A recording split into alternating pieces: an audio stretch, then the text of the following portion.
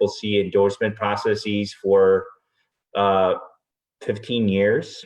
And I actually appreciated the idea of breaking up the endorsement process into more than one meeting, because I think that it actually gives more time to every candidate and ballot measure to be considered in depth. It's really hard to do all of the things that go on a ballot when you do it in one meeting. And I know that it also has meant more work, especially for our co-chairs and for the executive director. And I just want to say that I'm very appreciative of the work that co-chair Barry and co-chair Ibanez have put into this. And of course, Karima, who has kept it all going. The last thing that I would say is that, you know, City College and Board of Education sometimes don't get enough attention as offices, but the reality is that the work that these agencies do is really critical. For the school district, it governs 60,000 plus students and all the families that are connected to them, 115 schools. And so that really goes to the heart of who we are as a city. And then for City College, right, the tens of thousands of students who go to City College and who see that institution as the gateway to opportunity. It really is the embodiment of the American dream. So they're two very critical institutions. And my hope is that we will pay more attention to them. And certainly as a body, we'll try to do that. And hopefully one thing that I hope happens in the city is that because of the role that money plays in elections, I think that campaign financing locally and public financing should include the school board and the City College races, because right now they're not a part of that. And I hope that in the end, in the future, that we can influence that, because I think that that will open the door for more people. And then just lastly, I do want to thank our interns, our incredible interns, and I want to make sure that they are that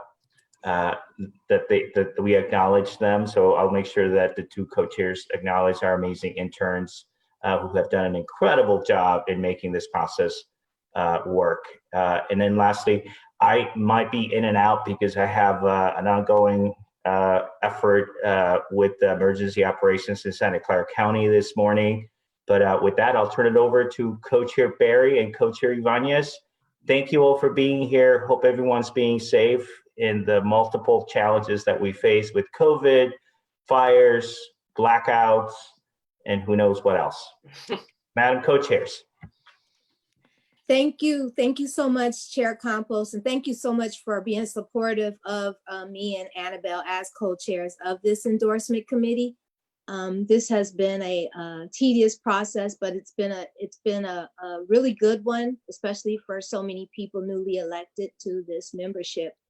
I would like to give shouts out to members that have contributed to this endorsement process, especially member Lovett, who submitted questions to help with the questionnaires. And I also want to give a shout out to member Loftus children who some of their questions are on the questionnaire, and also some of the interns who submitted questions, specifically Emmanuel. He did a lot of work on the questionnaire, and it's good to have the youth input on matters that affect them.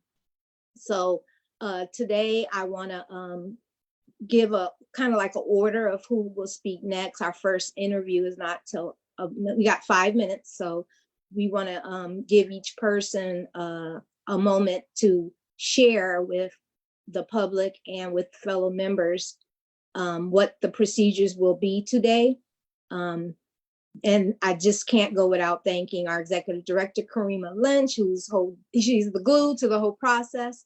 But after Karima, I want to introduce our timekeeper, Fidel, who's actually volunteered today. His internship is up, but he said he'd like to keep on what he's been doing, and he'll speak on how he's going to do timekeeping today. And I'd like to also give a shout out to our intern, Priscilla, and to Emmanuel, who'll be doing the Facebook Live if we get that started. And then to Zoe, who's going to be monitoring questions in the chat. And she's done a great job. She got the questionnaires out, received the questionnaires, and probably put up with some last minute deadlines. So we really appreciate her. And I want to encourage members of the DCCC to be available to these interns as they go on with their future endeavors, to be references and encourage them, because they all worked so hard. And after Fidel, Priscilla has some words about Facebook Live, and then Zoe on the questions, and then my co-chair, Annabelle, will kick things off. Great. So I'm Fidel. I'll be keeping time today. So I've got these handy little signs that I'll hold up periodically when you've got 2 minutes left, 1 minute left, and 30 seconds, and then time's up when time's up. I'll also have a little alarm on my phone that will go off, and then I'll also say how much time is left at these intervals. So if you're a speaker, you'll know how much time you have. You can look at me, you can listen, whatever you prefer. Hi, I'm Priscilla. I'm going to be monitoring the Facebook Live, which is just for members of the public that didn't get to make it onto the Zoom call or didn't request. So yeah, that shouldn't affect anyone in this Zoom call, but anyone who isn't on it, who wants to be watching from home, will be on the Facebook Live. And then I can talk about how I'm going to do questions. So for members of the DCCC, you can put your, say stack, and then your name, and when I'll be going first come, first serve, and I'll be taking your questions first, and then when I say your name, be ready to unmute yourself. And then for members of the public, we're only taking questions via chat box on Zoom. We're not taking them over Facebook Live. So type your question, and if we have time after the DCCC's questions, then I will ask your questions. I think that's it. All right. Well, thank you, everyone. I'm Annabelle Ibanez, one of the co-chairs, and I also want to take an opportunity to thank, specifically, I want to thank Gloria, Ms. Berry, for being the other co-chair and working together in this process, making sure that we created a process that was inclusive and that we ensured that there was participation and that it was a transparent process for all. So thank you, Co-Chair Berry. And I also want to acknowledge the hard work that our interns have been doing. And specifically, I also want to highlight Karima, our executive director, her leadership and skills and capacity in making sure that everything went really smoothly, from our meetings, getting the questionnaires together, from putting everything together. So I do want to say thank you for being very supportive and really taking the lead on much and leading all of us. I would have to say that. So thank you so much. And I think we're ready to start. We have like 30 seconds. Do we have the first person line up? We're going to start doing, we're going to start the interviews with the BART directors. And we have 2 candidates. The first person that we're going to be interviewing is going to be Latifa Simon. And then we're going to go with Bevan Dufty after. And every candidate, the first 2 candidates have 5 minutes for their interview. And so they'll have 2 minutes to make a personal statement, and then we'll open it up for questions. So with that, let's bring in the first candidate, Latifa Simon. Well, good morning, everybody. I am extremely excited and humbled and a bit nervous to be presenting. I presented almost 4.5 years ago, something like that, when I was first running for BART Board of Directors for District 7. My district begins in San Francisco in District 10 and goes straight up to a little city called Crockett in Contra Costa County. I was victorious in my last election, and I won in all 19 cities. And as a transit dependent, disabled Black mama, it was incumbent upon me when I lost pretty much everything after my husband's death to run and be a voice for folks who need public transportation. As the only African-American person on the board, I think I've done quite well. And I also think that I have a lot to do and a lot to learn.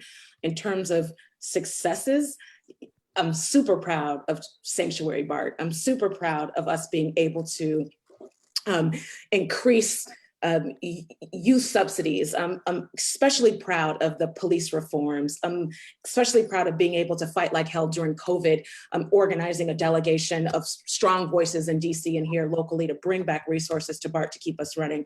But there's a lot more work to do. The Police Officers Association has put a candidate out in front of me. They have bottomless resources, but in the next 4 years, I have a vision, and literally that vision is not only to keep our trains running, but to make sure low-income people and people of color and disabled people, transit-dependent people have a place on BART and have a voice on BART. Part of leadership is not just leading, it's about being in coalition, and I have a fantastic crew of folks on that board, and with your support, I'm hoping to continue that work. I'll leave it there. Awesome. Oh, go ahead, Annabelle. No, I was going to say, open it up to questions. Okay, our first question is from member Loftus. Latifa, my question is, how are you so amazing? Well, that is literally the only question I can come up with when I hear you say anything. So I just want to tell you that your leadership and who you've been to this community and to all of us speaks for itself. My only question is, how can I help you? Well, I appreciate the question, and it almost makes me cry. You know, this morning, oh my God, I'm gonna get emotional. This morning, I started a PhD program because I do feel like, you know, as at USF, and I left class to come here as someone, I was, you know, raised in the Fillmore, and I remember the sheriff throwing out our stuff outside and still having to go to George Washington High School that morning. And I remember, you know, leaving school to work full time to support my sister and myself. And I remember finding an organization, the Young Women's Freedom Center, as a 17-year-old and being able to work full time and return back to school, and decided to give my life to the work. And for me, politics is not where I wanted to end up, but politics is where I believe I'm needed. I think the politics of San Francisco is as nasty as it gets. And so the idea of us, you know, really putting our hearts and our minds into advancing collectively the needs of folks who have long been forgotten, that's the work. And I feel like BART for me is where I need and want to be. And it's been difficult this year, as you know, in advancing police reforms, the death threats, the intensity of working 24/7 with my paid job and then this job, raising these babies. But let's create pathways, and how you can support me is making a bench for other little Black girls, for immigrant girls, for migrant girls, for queer girls, for trans folks who have no family money and no power except for the power of their people to be able to take on positions where they actually get to use what I call our finger to say yes, no, and abstain. And they're constantly making decisions that are about the advancement of people who deserve a voice and who haven't. So I think I'm on my way. I'm still learning stuff, but the GCCC provides such a gateway for folks to enter this process. Thank you for the question. Awesome. Our next question is from member Lee. Hey, I call you Present, Simon, but hey, Latifa, good morning. Thanks for calling Hey, here. Janice. So you're pretty unique in that you're the only BART district that covers 3 counties. And Yeah. as you said, like San Francisco, including Bayview and Soma, all the way up to Crockett, which I don't even know where that is. And you and I are the only 2 women of color on the BART board. Can you talk a little bit about sort of the regional aspect and, you know, how BART board is a little bit different than, say, like a board of supervisors here in San Francisco or like a state college board, and how that plays out into the things that, like the way you deal with things, whether it's police issues to housing issues, whatever? Absolutely. So, you know, again, my district is pretty large. It's the largest of any district representative of the 9 electeds. And it does reach out 19 cities and 3 counties. And the politics of San Francisco couldn't be different than the politics of Contra Costa County. However, the needs in many ways are the same. Alameda County, I represent Oakland. I represent some of Berkeley. I represent, you know, Albany. There's a lot of cities. And in my 4 years, I got to tell you, no one told me that every single day that I was going to be presenting to some elected body or appointed body in one of those cities about about what we're doing.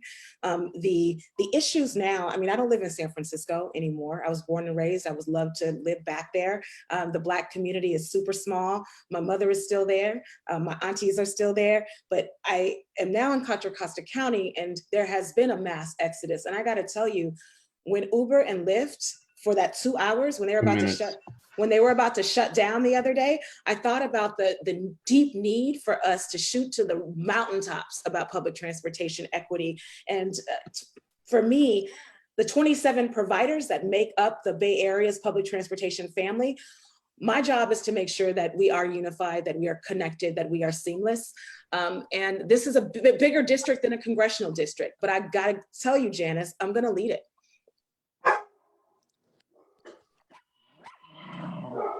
Awesome. And if we have time for one more question, Jordan Davis asks, what is your position on eliminating the BART police force? Yeah, I love that question. And I will speak quickly. I don't have that much time.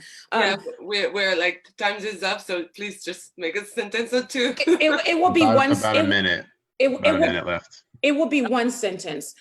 In my lifetime, we will revolutionize what public safety looks like. In the next 4 years, I will be and will continue to be pragmatic, and we will win police reforms. Will we obliterate the police department in the next 4 years? No.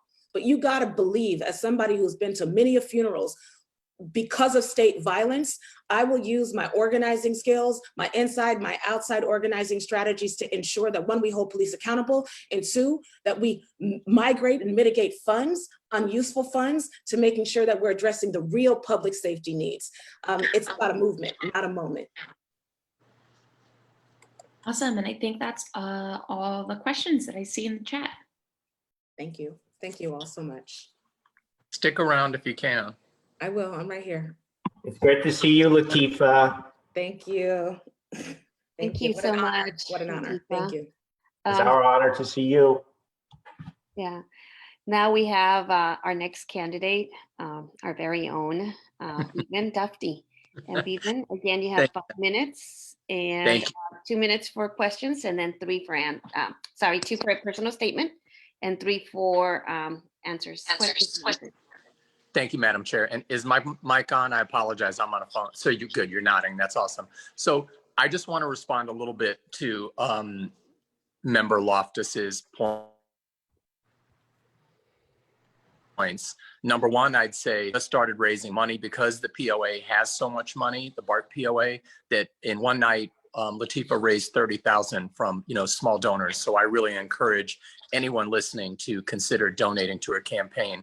And frankly, I think people should be talking about Latifa Simon as a possible U.S. Senator. If we're fortunate enough to have a Biden administration, I'd certainly like to add her as to someone who's lived such an authentic and real life, which touches upon a lot of the challenges that our society faces. And so I'm definitely one that says that the governor should be considering President Simon. So I'm honored to be coming before my colleagues and the public to say that in the past 4 years, we've revolutionized the BART board. The BART board had never been a pro-labor board. And, one of the first things that Latifa and I had to deal with was our general manager trying to contract out BART services, the 10-mile extension to Antioch. And it was just shocking to us when we got on the BART board. There was no youth fare. The youth fare went from ages 6 to 12. Teenagers had no access to a 50% reduction. And we pushed and changed that. Joined by Janice Lee and working with Rebecca Saltzman, we also pushed an agenda that there'd never been a low-income rider fare. And we just started in July a trial through the MTC that Jane Kim helped us on with a 20% reduction. And of course, we want more. We started an ambassador program. We've been at this because our former general manager didn't want us to have an ambassador program because the POA objected to it. And when we got a new general manager and a new chief of police, we started with 10 ambassadors, and we're going to grow that program. And that program is a foundation on defunding the BART Police Department because they are being funded to do things that they have no tools and ability to do, helping people exit homelessness or get treatment for mental illness or addiction. Am I out of time? Yeah, you just ran out. All right, good. Okay, questions? Our first question is from Member Barry. Can you go ahead and ask Jordan's question Sure, first? Thank you. sure. So Jordan Davis asks, what is your position on expanding the BART system? Great. So one of the things that we had a 5-4 majority against was extending the system to Livermore.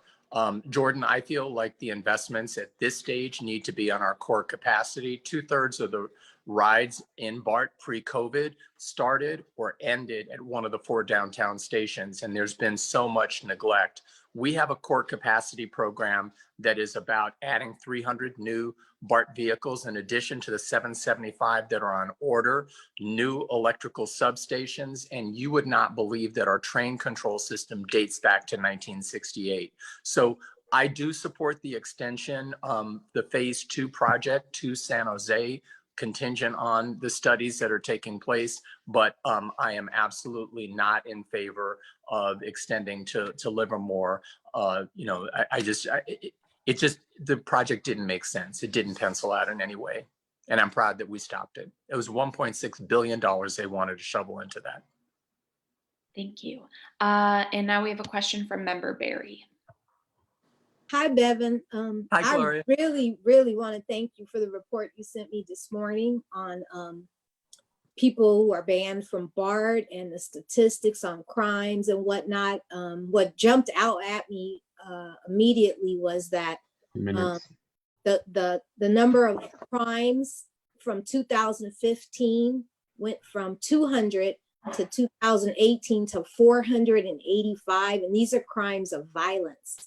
Right. What do you think is the problem and the solution? Great. And I just want to say how much respect I have for you. When you start talking, I start paying attention because you get into it, whether it's Hunters Point or whether it's BART PD. I think the problem that we've had is the culture in the BART Police Department. You know, frankly, the officers have not been visible in the system. And to me, what you need is a deterrent. I think that having ambassadors who have the ability to, use a walkie-talkie and reach out to a police person, I think that that's great if something related to violence or physical threats is happening. But that's why I fought for the ambassador program. I think that if you have community connected people like they had at the Muni MTAP program that are just looking somebody in the eye, nodding, saying hello, seeing if everything's okay, I think that we can help prevent things. But there has not been eyes on the system, and I was very disappointed, and that's why we moved in another direction, and we're going to keep expanding the ambassador program. And like I was with Latifah at Nia Wilson's funeral, it was devastating to me. That should not ever happen again in our system. Thank you. Thank you for the question. From member Lee. Oh, okay, then we'll go to Chair Campos. Just a quick question, Bevan, because having served on regional bodies before, I know the importance of having not just one, but a group of great people on it. And so you have that at BART. So if you can talk a little bit about some of the stuff that you, Janice, Latifah are working on, because I think that's a very powerful combination. Yeah, I mean, I think that we're a great team. It's also with Rebecca Saltzman. And, we took the lead on reimagining BART PD, and we're really excited to move through that process, and we support one another. What I would tell you is that we do have a director who is very anti-San Francisco and a director who's been both racist and destructive, and Deborah Allen. And she is, she is joined at the hip by the Police Officers Association. There is a woman of color, Jamie Salcido, who's been on the Walnut Creek Transportation Commission. She's someone who is a positive builder and somebody who would not make statements such as Deborah Allen has, that Oscar Grant was not murdered by BART PD. And she's also been a longtime Republican and was a Trump supporter. So I hope people would consider supporting Jamie Salcido so we have more. Thank you. Sorry, I didn't give you the full answer. All right, well, thank you so much for joining us. Thank you. I don't know if I move into another room or how this, Karima will text me and tell me what to do. I don't know if I just stay here or how it rolls. You can stay here, you're a member of the CCSF. I feel like I'm your wayward child, I'm sorry. Well, this is good. I mean, no, thank you so much for joining us this morning as a candidate, but also as a DCCC member. We're going to move on with our next interviews. We're now going to be interviewing the school board candidates, and the school board candidates, per our bylaws and policy handbook, they actually have 8 minutes for the interview. Again, they're going to have 2 minutes to make a personal statement, and then the rest of the 6 minutes will be for questions and answers. Karima, do we have our first candidate? Yes, we do. All right. So the first candidate that we will be interviewing is Alita Fisher.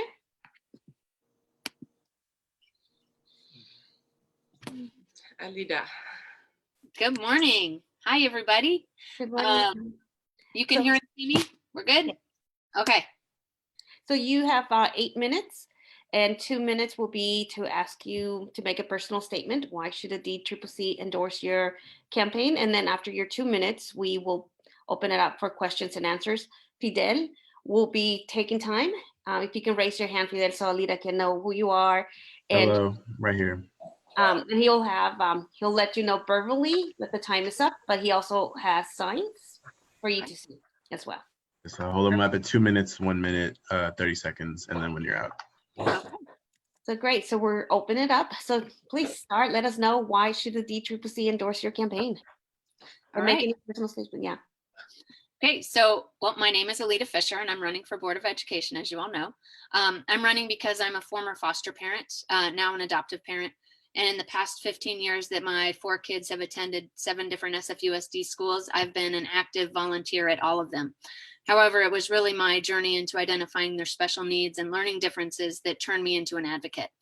I'm the past chair of the Community Advisory Committee for Special Education. Now I'm our advocacy chair. I sit on the LCAP task force, which is all about budget oversight. I've been a proud member of the African American Parent Advisory Council since it was formed, as my children are all African American.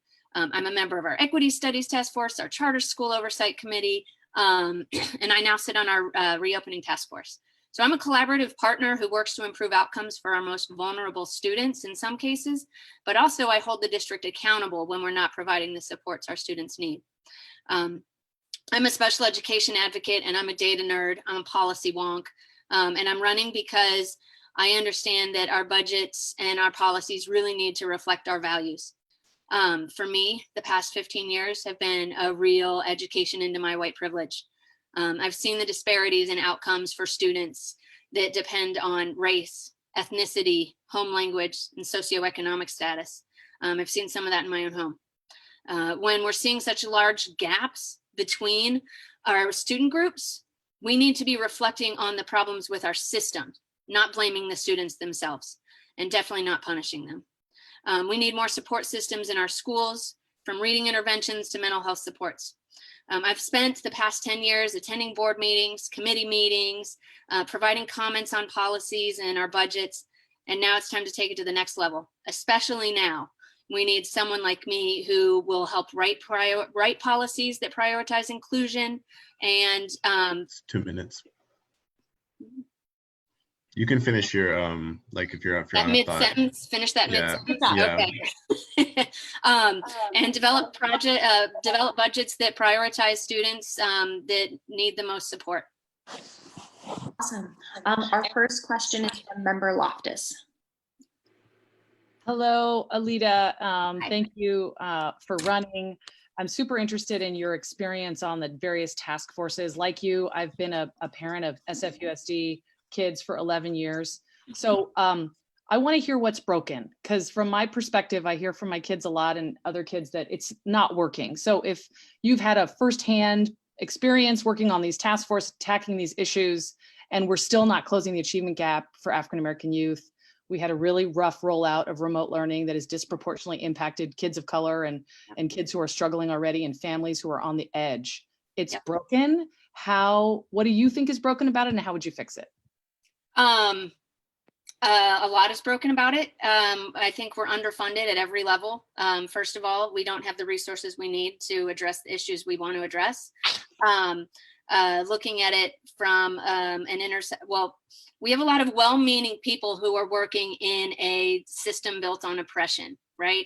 We have a lot of people who want to implement change and want to do right. You don't become a public school teacher unless you have a heart of gold, right? You don't, but we don't give our teachers the tools they need. We don't give them time to plan and work together.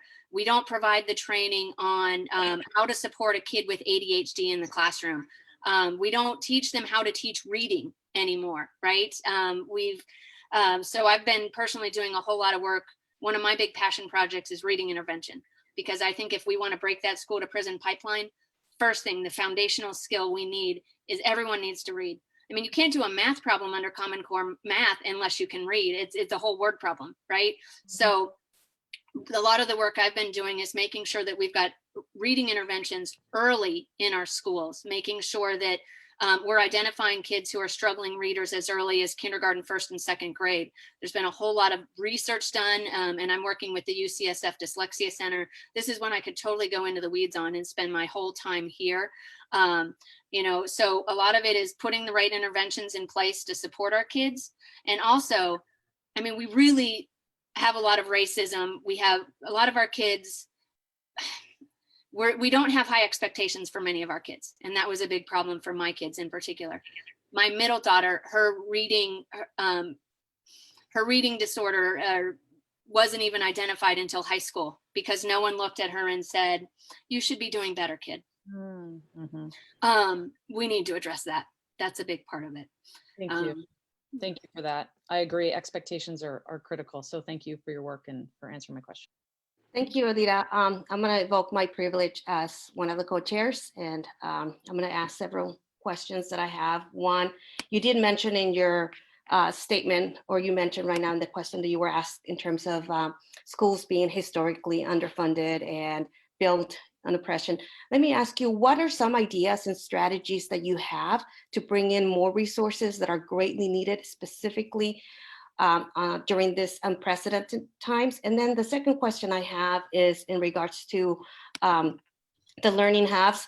Right now, there's learning hubs, pods that are starting to appear on the educational landscape as one of the responses to the challenges that the pandemic has presented to our public schools.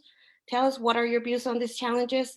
And then it's about privatization. Can you talk more in terms of what are your views on charter schools and arguments for privatization of education? 2 minutes left, by the way. Yeah. Yes. So as far as bringing in money, this is where a lot of my work in advocacy with the Community Advisory Committee for Special Education has been. We've done statewide advocacy with the Department of Finance, and 3 years ago, we're credited by SECO, the Special Education Administrators of County Offices, with this SFUSD, and led by me. Our campaign got $100 million allocated to the budget for special education teacher training, recruitment, and retention.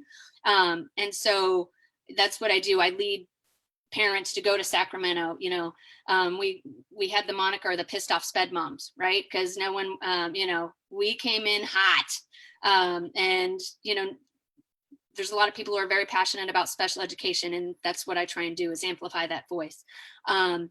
Passing Prop 15, passing our local ballot initiatives, right? Millionaire taxes, making people pay their fair share is important. Okay, learning hubs, they're hubs of inequity, right? We've got to, I appreciate what the community learning hubs under DCYF are trying to do, but I've actually told Director Sue that they're set up illegally right now. They're not supporting students who have learning differences, and those students are actually being discluded, which is against the law. Charter schools, we need to be funding our public schools, not moving resources away from public schools. We're siphoning off students into separate environments. Separate is never equal. We've known that for 50, well, more than 50 years, but we've legally known that for trying to cram it all into just a short amount of time here. And also a lot of our charter schools, they don't serve all kids. You know, they don't have the same populations of families experiencing homelessness, families who don't speak English, students who need those specialized classrooms like the special day classes. Our charters don't serve that, and that's just not fair. Perfect timing. That's the timer is about to go off. There it is. Thank you so much. You're welcome. Thank you for the questions. So the next speaker is Paul, or the next candidate is Paul Kungas. Is he on the line? No, so Paul had some difficulty with his computer, so I'm trying to reach out to Jenny Lam, and she's there right now, so she did it fast to go first before Paul, and after I'm hoping that Paul will be able to fix his technical difficulty. So if you mind, we can yeah, go let's bring on Jenny if she's ready. Absolutely. Yeah, great, thank you. Mm-hmm.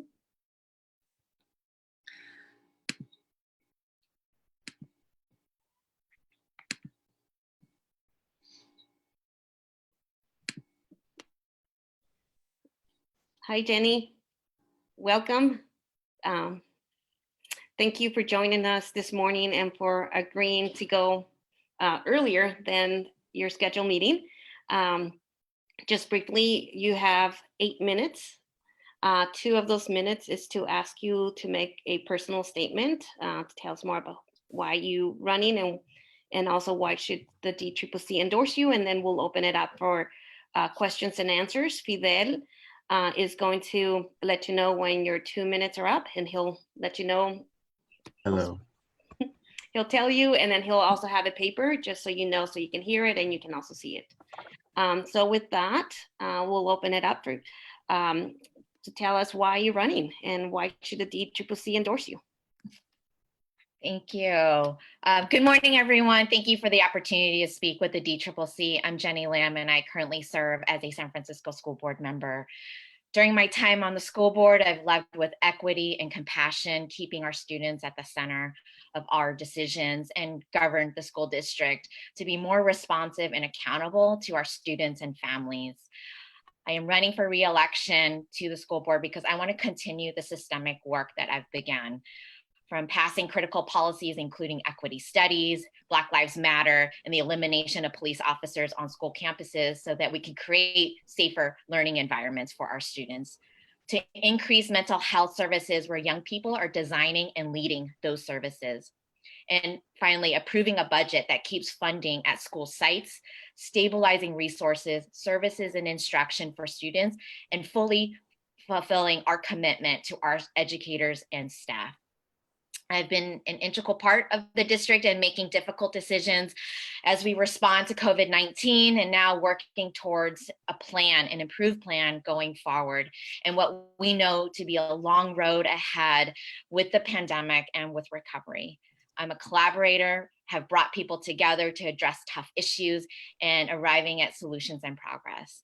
And I truly believe that public education is core to our vibrant democracy. I'm a product of public schools, including the first in my family to attend college. I'm a daughter of immigrants and an English learner myself. I'm a longtime resident of San Francisco, 22 years now, and a parent of 2 kids attending public schools, and I'm now in my 12th year. I've dedicated over 20 years of my life to public service, working in the community around an array of issues from education, youth development, immigration, local hire, and civil rights. And I'm going to continue to fight for equity and justice for our students, and because they deserve educational excellence that we know is possible, and our students are counting on us. And I'm a lifelong Democrat. I'd be honored to have the DCCC's endorsement. Great. Our first question is from member A.J. Thomas. Thank you, Zoe. Thank you, Member Lam, for joining us today. Appreciate you taking the time out to speak with us and to answer some of our questions. I also appreciate that you took some time to meet with me and talk with me one-on-one. As you know, one of the big concerns I have was a recent school board decision regarding the layoffs of the SMART 1741 drivers and dispatchers. There are a few hundred workers that appear to have been laid off and will lose their health care at the end of the month unless there are actions done to resolve this, especially during a time of a global pandemic. Going without health care right in the middle of it while being laid off is catastrophic to these folks, these working people. So can you let us know what your plan is to resolve this and to try and help these folks with get back on their healthcare and to not lose their healthcare by the end of the month? I really appreciate the question. I just want to first give a little context to committee members around we as a school district do contract with First Student to provide our transportation services, primarily serving our children in special education. And most school districts now across the country do contract out with First Student. It is so disappointing that the bus drivers have received layoff notices and the elimination of their healthcare. I want to acknowledge to that point, what a difficult time it is right now for residents and workers, and that bus drivers are part of our San Francisco community, and they have relationships with students and families. First is that, with First Student, they are a national corporation that has over $7 billion in profits. And it is absolutely disappointing that this was the decision that they've made. And it is on the responsibility at the school district as well as a contractor, to do right of these workers. And so the things that I'm committed to doing, as well as President Mark Sanchez, is one, directing the superintendent and our legal counsel to really see what is possible within the provisions, of our contract, to look at what are the fiscal projections of support funding for healthcare potentially for this the bus drivers. Secondly, I will not be, so we have a 1-year extension with First Student, and we passed that in February for this current school year. I am not interested in renewing any public contracts that does not have those protections of workers moving forward. And that is a learning on my part, and to really make what's right. And so that's, again, a major concern that, that First Student hasn't, put in those protections for its workers. And then moving forward, I also want the school board as well as the school district to put pressure on First Student. It has to step up to its workers, and we have that responsibility to shed light on when public, school districts do work with contractors like First Student, that the workers have the benefits that are needed. Thank you. And Member Ibanez will now be invoking co-chair privilege. Thank you, Jenny Lam, for being here with us. One of the things that you stated earlier was that you basically want to be able to stabilize resources coming to the school district. We know that our public schools are historically underfunded. Can you go much deeper? What does that look like? And then also the questions that I have is basically, again, the learning hubs and pods that are appearing on the educational landscape as a response to the challenges that the pandemic presents to our public schools. Tell us, what are your views on these initiatives? And lastly, tell us about your views on charter schools and arguments for privatization of education. Thank you. First, 2 more minutes for our discussion. Okay, first around funding. Public education has been funded for far too long, many decades since I was born in the state of California, and we must continue to fight for the adequate funding, full funding of public education as we know it. So one is we will continue and always fight for local funding, right? Either it be propositions to residents to support public education, to working, with our city elected officials to that investment. But we can't do this alone locally. And we need the federal government to step up. And that is why we need to elect Joe Biden and Kamala Harris, because they are going to be the ones to charge forward of the values of public education in this country, and then also working with our state legislators and continuing to work with our governor and our state legislators that have stepped up regionally. For the pods and what is coming up, I, first and foremost, and the learning community hubs, I do not support privatization of our education system whatsoever. I do not support the expansion of charter schools. I do not take donations, contributions from charter management organizations, and that for the community hubs, it is not a replacement of schools and not a replacement of educators. It is supplemental. And I used to run a youth development organization that provided after school and mentoring programs. And that is where, to me, the community hubs are supplemental. And that is a place where young people can have a safe environment, caring adults, but it is not to replace the teaching and instruction that happens by our educators. Thank you. Our next question is from member Loftus. Oh, do we still have time? Okay, cool. Hey, Jenny, thank you for running. Restorative justice, you're on the board now. Implementation to me is always the issue with the school board. It's not having the right idea. We want our kid, we don't want to do school to prison pipeline, but it starts. But this was a big flash a few years ago. And then what I'm hearing from teachers is there wasn't funding to provide support to teachers. So the school board members put out a policy that sounds good, but if we don't implement it, we're hurting our kids. How do we turn that around? And how do you keep focused on such an important program when it feels like Rome is burning and everything else is going to take your attention? We have thank you for the question. We have to be intentional about it. And that is exactly from the policies that I've passed since being on the school board. It must be attached to financial funding so that we can be successful in implementation. We know that when we pass policies and sign on the line, that's actually when the hard work really begins too. And so with safe and supportive schools, absolutely. I am really honored that the United Educators has also said that is a priority, right, for our educators to get the support that is really needed. And so we just have to put it into our funding. And those, again, similarly to other of my colleagues have also named, that our budget has to match those values and those intentions. And that's how we hold ourselves accountable as school board members. Thank you. Perfect timing.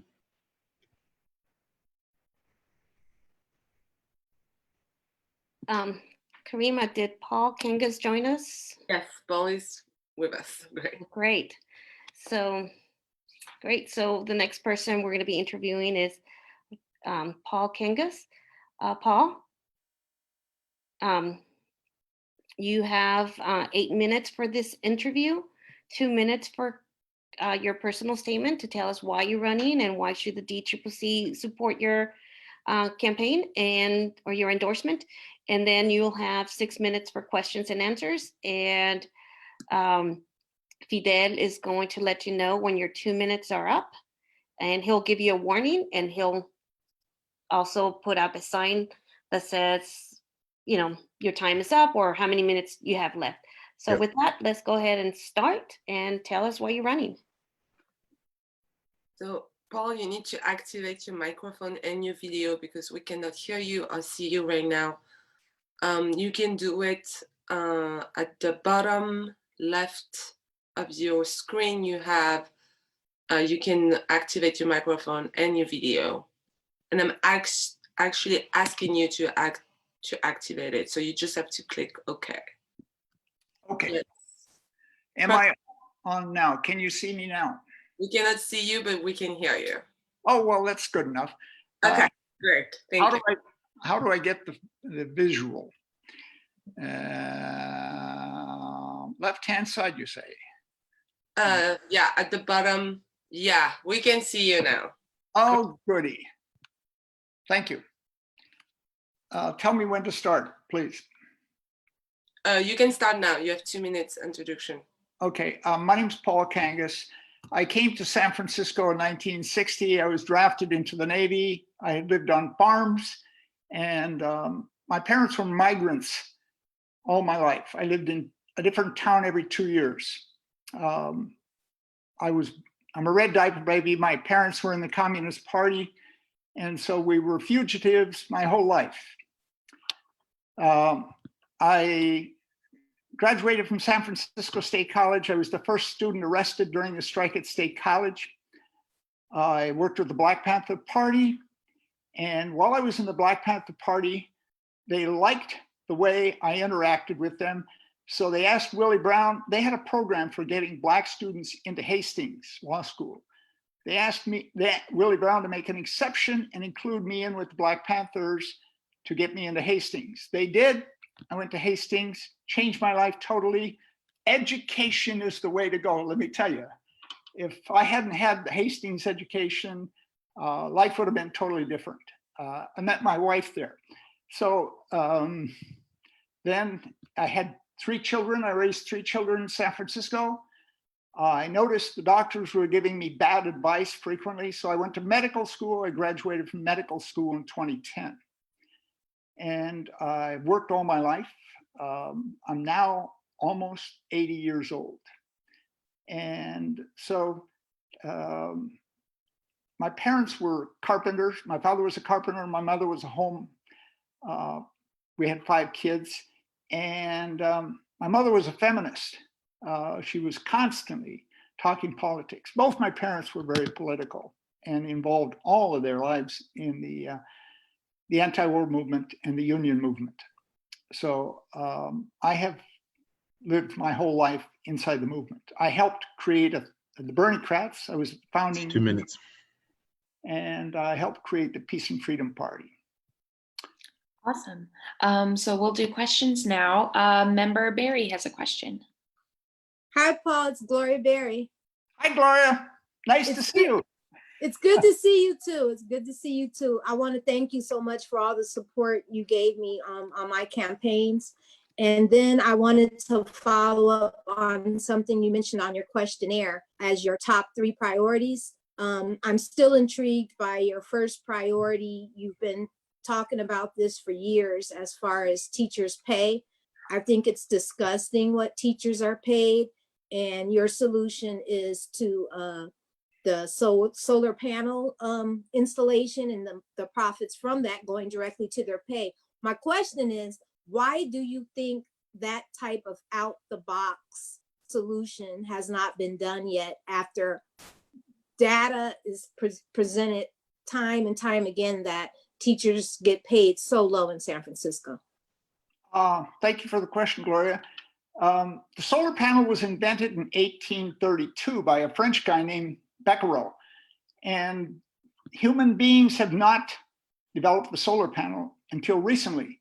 Well, so I went to Germany 7, 8 years ago and lived in a town called Freiburg that was building schools with 1,000 solar panels on each school and building housing, 4-plex housing with 100 solar panels on. The building of these houses will lower the cost of housing the same way the cost of cell phones has fallen each year. And because in Germany, they require the utilities to pay 99 cents a kilowatt hour for harvesting solar energy and feeding it onto the grid, which allows the homeowner to reduce their mortgage by about 1/3. So, and then if you have 3 tenants living with you to share the cost of the mortgage, it lowers the cost for everybody. And so they have created a solar economy in Germany. And this is a country that has no oil. And that's the reason Germany is creating a solar economy. Germany will be the first country to be solar and wind powered worldwide, I believe, from what I saw there. So I came back here and started pushing for adding 1,000 solar panels on each school, earmarking the money to go only to teachers' pay. Because right now, the way we raise teachers' pay is by raising property taxes. And there's a fight over that every year, every time there's property tax. So I see it as not only a really good way to raise money for teachers' pay, requiring PG&E to pay a premium to schools that put solar on the roofs, a premium like 49 cents a kilowatt hour, which is about 3 times higher than the going rate. This, I believe, is sound. Plus, it gives the students at the schools a vision of how we create a solar economy. We have to create a solar economy to catch up with the other countries that are doing it. California is got a lot more sun. There's enough sun hits California in 1 hour to power the whole state for 1 year, according to Al Gore. So I hope that's an adequate answer, Gloria. Awesome. And Member Ibanez has a question. Thank you, Paul. And I appreciate you recognizing, as one of the educators who work for SFUSD or continues to work as a family liaison, I really appreciate the fact that you recognize that our educators are underpaid, and historically our school district has been underfunding. Do you support the redo of the parcel tax, Prop J? Well, let's see. Right off the top of my head, I don't want to raise taxes on property unless necessary. One of the reasons why I'm pushing for solar is because you can turn sun into money. We do not need to be fighting with I've been a tenant all my life, and we don't need to be fighting with the landlords, the owners of the property, over not raising the property taxes on people who own property. We'll do it if necessary, but I don't want to raise taxes. 2 minutes. I don't have to. Thank you. I'm sorry. Did that answer the question? And next question from member Loftus.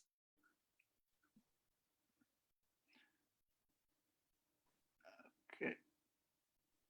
Member Loftus. She's still there.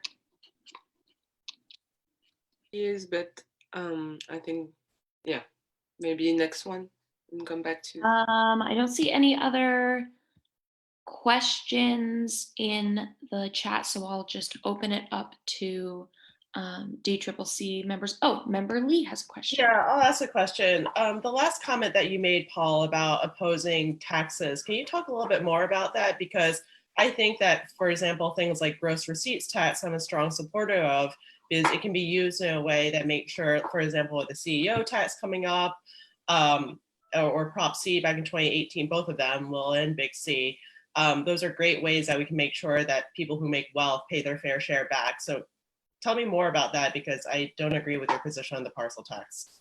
Okay. In 2009, the Democratic Party had full control of the United States government. A group of us in Code Pink and Veterans for Peace went to Nancy Pelosi and Dianne Feinstein and asked for them to cut the military budget and use it to fund schools in this country. Pelosi refused. 1 minute. So we did a fast, a 10-day fast on Pelosi's front lawn. I fasted for 9 days trying to get Pelosi. All she said to us was, I would have you arrested if I could, and she put a red zone around her house so we couldn't park in her neighborhood anymore. That's her response. We need to cut the military budget by 70%. Thank you. I'm a veteran. Great. Our next question is from Jordan Davis. She asks, how would you have voted on the Life of Washington murals controversy? I spoke against covering the murals. I was totally opposed to covering the murals. I mean, that's erasing history. My grandfather was in the WPA and helped during that period to do construction. So I know that the WPA created those murals. Those murals are historic lessons that need to be saved. We can't destroy all the culture. Awesome. Thank you. Thank you so much. Thank you. So the next candidate would be Matt Alexander. Do I get one last statement I could make? Unfortunately, your time was up, and I didn't realize that. Yeah, sorry about that. I should have been more clear. But thank you for joining us. We appreciate the fact that you came and you spoke to us, and then we will be making a decision next Wednesday. This coming Wednesday. The main question you didn't ask me is what would I do about the fact that the school district expels 4 times more Black students than it does everybody. And they make a report every year, the same report every year. Yeah. We don't know what to do. You could have addressed that issue, but thank you again so much for joining us. And we're going to move on with our interviews. We have more candidates. All right. So we're ready for our next candidate. Matt Alexander. Is he on? He's on with us. There he is. Give him just a minute.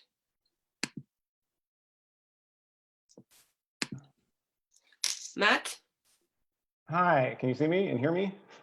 We can see you and hear you. Perfect. Great. It's great to be here. Good morning, Matt. Good morning. You have 8 minutes to do this interview, 2 minutes of which you can make a personal statement and tell us why you're running and why should the DCCC endorse you. And then after the 2 minutes, we'll be asking you questions. With that, Fidel is our timekeeper, and he will be keeping track of time by letting you know verbally and also showing you with a piece of paper the time that you have. So with that, let's start. Can you tell us why you're running and why should we endorse you? Yeah, thanks, Annabelle, and good morning, everybody. My name is Matt Alexander, and I am a teacher, a school leader, and a community organizer.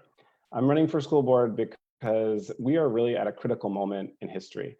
In the midst of a global pandemic and the biggest economic crisis of our lifetimes, our public schools are really stretched to the breaking point. To address this crisis, we need school board members who value the voices of the people who do the work in schools and classrooms. I started teaching at Balboa High School in 1996, and I've spent 20 years since then as a teacher and principal in the San Francisco Public Schools. I'm proud to have been endorsed by UESF and SEIU 1021, who represent the thousands of staff who work with our children every day. And if I'm elected, it will be the first time in history that we have a majority of educators on the school board. In this moment, we need board members who understand how to create change in a complex system. I helped lead a grassroots community organizing effort that resulted in the founding of a new public school, June Jordan School for Equity, which is one of the most innovative public high schools in the city. 4 years ago, I supported immigrant student leaders to rewrite SFUSD's policy protecting undocumented students, despite opposition from district lawyers. And finally, as this crisis exposes and intensifies opportunity gaps that have been around for a long time, we need board members who will fight for justice. I spent 10 years as the principal of June Jordan High School, where we built a strong track record of positive outcomes for Black students, Latinx students, and students with special needs. Now I work as a community organizer with Faith in Action, where I fought for housing for low-income seniors. I've led campaigns to get people released from ICE detention and to protect SFUSD families from eviction. Even as we respond to this pandemic and get SFUSD back on its feet, if we work together, this crisis actually gives us the opportunity to strengthen our public schools and make them the centerpiece of a San Francisco that truly reflects the progressive values this city stands for. I'd be honored if you would join me in that fight, and I'd be honored to earn your support. Great. Our first question is from member Lovett. Hi, Matt. You have been a teacher, you have been a principal, you founded an amazing school, one that I visited regularly, June Jordan, on a weekly basis about 2 years ago. So I'll preface by saying that several years ago, I was in the single subject credential program at State, and this would have been the second career. It was an incredible juggling act. As a mother, as somebody still working, I ended up not making that jump, even though I was surrounded by incredible classmates. They have gone on and a very diverse set to teach, but how would you address all the struggles that educators go through? Like 2 priorities there: to retain them and to support them, especially when they're new, and they're also dealing with the pandemic. Yeah. And how might you also elevate, paraeducators to take that path too, and maybe make it easier, because getting a credential is incredibly challenging to do, especially in these times. Yeah, that problem is one that I've spent many years struggling with. One of the things we did at June Jordan School for Equity, our dream was always to have our graduates take over the school and be the teachers and administrators. So we hired a number of graduates pretty quickly after they graduated as paraeducators, and then we supported some of them through that process. And there's a number of them now teaching on staff, and some still working as paraeducators on staff. And so we've tried to create a little mini pipeline at June Jordan. So I know a lot about those struggles. Also, as principal, I spend a lot of time training and supporting new teachers, which is a long process. I mean, it takes 3 to 5 years for someone to become a good teacher, even if they already have cultural competency and knowledge of the community. I mean, it's just a very complex, as you know, set of skills. And one of my biggest frustrations, honestly, is the fact that is the housing costs and the fact that people can't afford to live here. So I've trained, lots of teachers, mostly people of color, who've then left the district because they couldn't afford to stay in San Francisco. And so I think you know, as educators, we kind of know how to do all that training stuff. It takes resources, it takes time. I think teachers have to teach fewer hours while they're in training. They should be, you know, ideally teachers should be able to teach a half load or less in their first year and really get mentorship, right, as they grow as an educator. All that takes money. But the most critical first thing is they need to be able to afford a place to live. And so I think that's partly, you know, it's great that we're building educator housing, but I also think even the school board, you know, we need to work more closely with the city. And if I'm elected, I want to prioritize that to deal with the housing crisis. The school district's the second largest landowner in the city. I think we should look at building affordable housing, not just for educators, but for all working people on its public land. I think we need to use it to house our people. So those are some of my thoughts on that question. Thank you. And Member Ibanez is invoking privileges coach. Thank you so much for acknowledging that the impact of the affordability crisis has had on our educators and in our schools.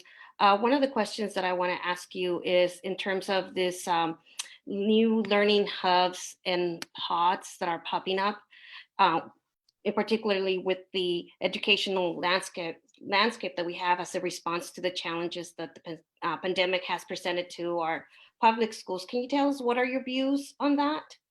And yeah, thanks, Annabelle. That's a really important question, I think. And I mean, first and foremost, I want to say, I think one of the reasons that our district is a little bit behind the curve on addressing the distance learning in the pandemic is because back in early June, UESF proposed a 2-year contract extension for the district that then took weeks and weeks and weeks for district staff to agree to, which then meant that the MOU negotiations were pushed back, which then meant that we didn't know exactly what was going to happen on the first day of school until the week before school started. So I think, you know, we need to respond more proactively to our teachers and our paras and the people who work in the schools. When they offered that 2-year extension, we should have just agreed to it. But second, I think, you know, remote learning, it's a difficult time. We're off to, I think, a great start, but we haven't addressed certain things. Young children, children with special needs, and others for whom just a remote teacher through Zoom or a remote para isn't enough. So I think we need to address it. The problem is right now, parents with privilege are going off and addressing it on their own, right? And so I've been calling it sort of a form of disaster capitalism in slow motion, where they get to go create privatized thing, hire tutors, and low-income children are left behind. Families who are living in SROs are left behind. I mean, it's very difficult to engage with their educators in those environments. And I think together, the school district and the city needs to come up with viable solutions. I don't know what those solutions are exactly. I think it's going to take creativity. We got to listen to the people on the ground, the teachers, the paras. And we can't shut down the conversation. Our legal department in the district has been saying we can't even really talk about it. And I think there needs to be creative thinking, and we need to listen to the folks doing the work. And working in partnership with parents to really figure out better solutions for those populations. Thank you. Member Loftus. Yes, hi, Matt, thanks for running. I was really impressed by your answer to the question about sexual harassment. You're one of the few people who named that it continues to be an issue in the secondary schools and bubbled up in June of this year. So I appreciate that you spoke to and listened to some high school students who feel like there is a culture that does not give space for them to address sexual harassment in our schools. How will you tackle that as a school board member? You know, I don't have much time left, so I'll just say briefly, I think it is a critical issue still. I think we have a process for responding to incidents of harassment. I think the district does a decent job of that, but there's very little proactive culture building work and culture shifting work that happens in schools. I would ask every school to have a plan on how you're going to address misogyny and proactively, right? How are you going to proactively shift the culture of the school to prevent harassment before it happens, as opposed to waiting and then responding afterwards? Thank you. Great, and is that time? That's time. Mm-hmm. Okay, thank you. Thank you. Thanks so much. Matt. Appreciate it. Thanks, guys, for your leadership. So the next person that we have is Michelle Parker. Is Michelle on? Yeah, Michelle is on right now. Right.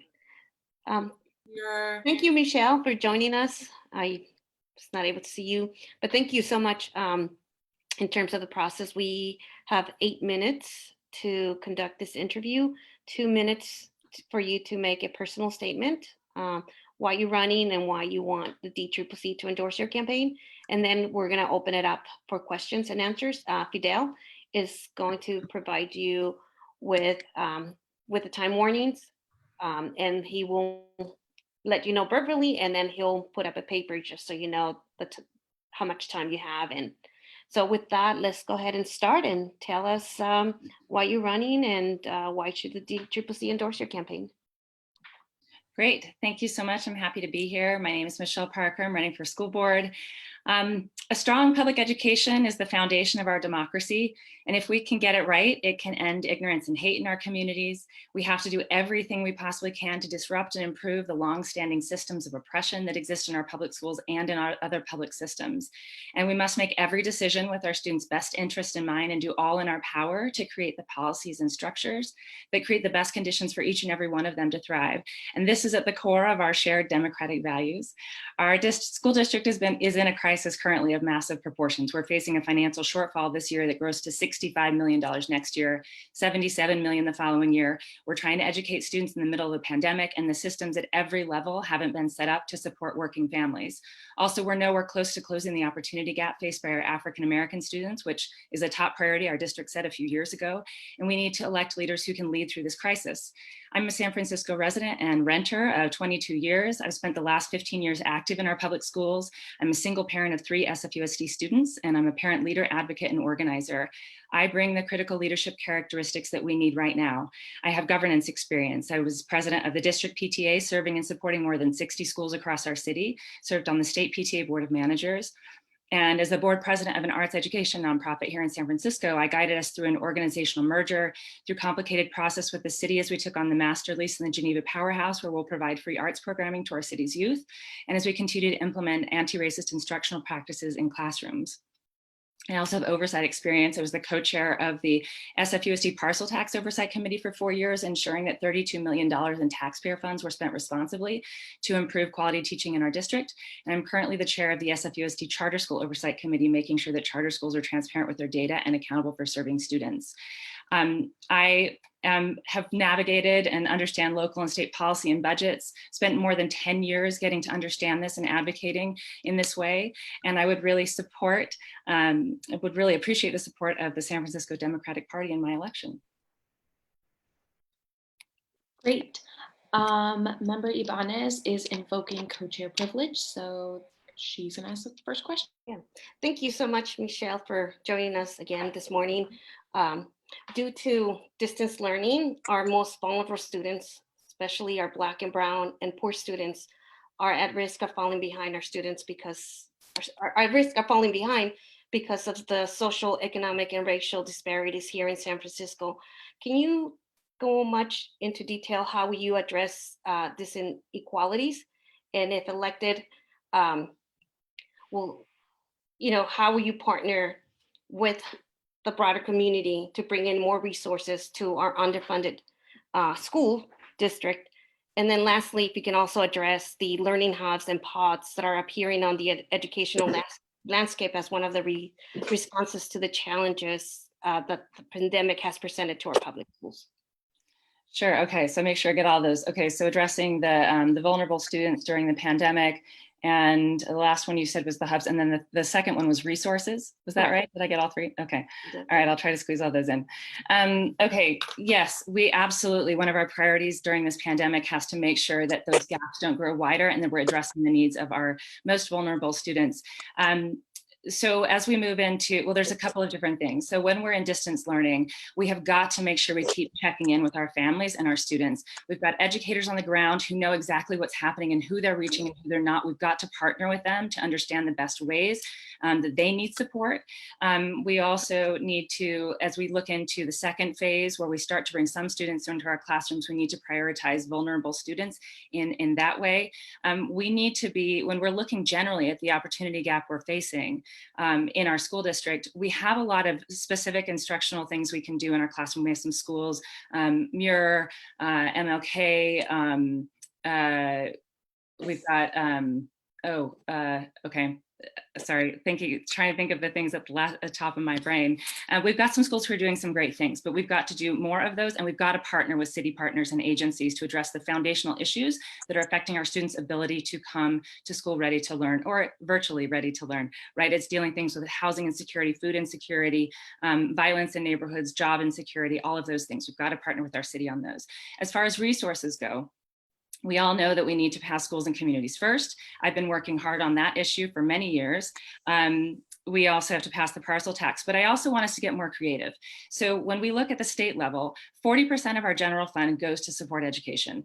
And we need to, because of that, we need to be looking at some other funds. There are $65 billion in tax expenditures at the state level. And most of those are tax credits to primarily wealthy people. We have got to work with our state legislators to get rid of some of those tax credits so that we can increase the portion going to our public schools.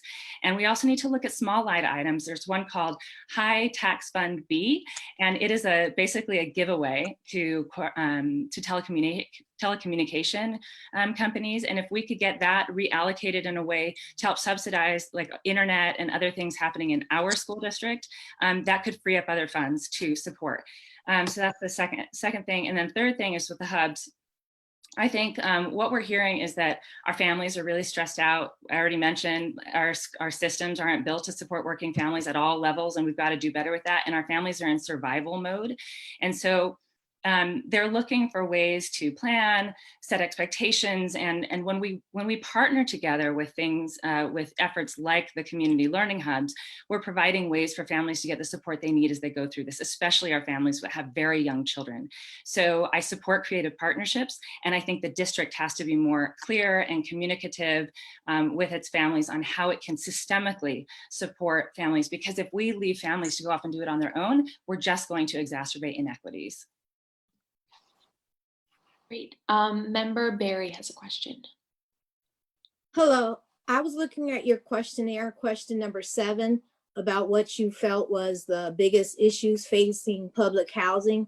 And you stated that you never lived in public housing and that you faced the possibility of eviction.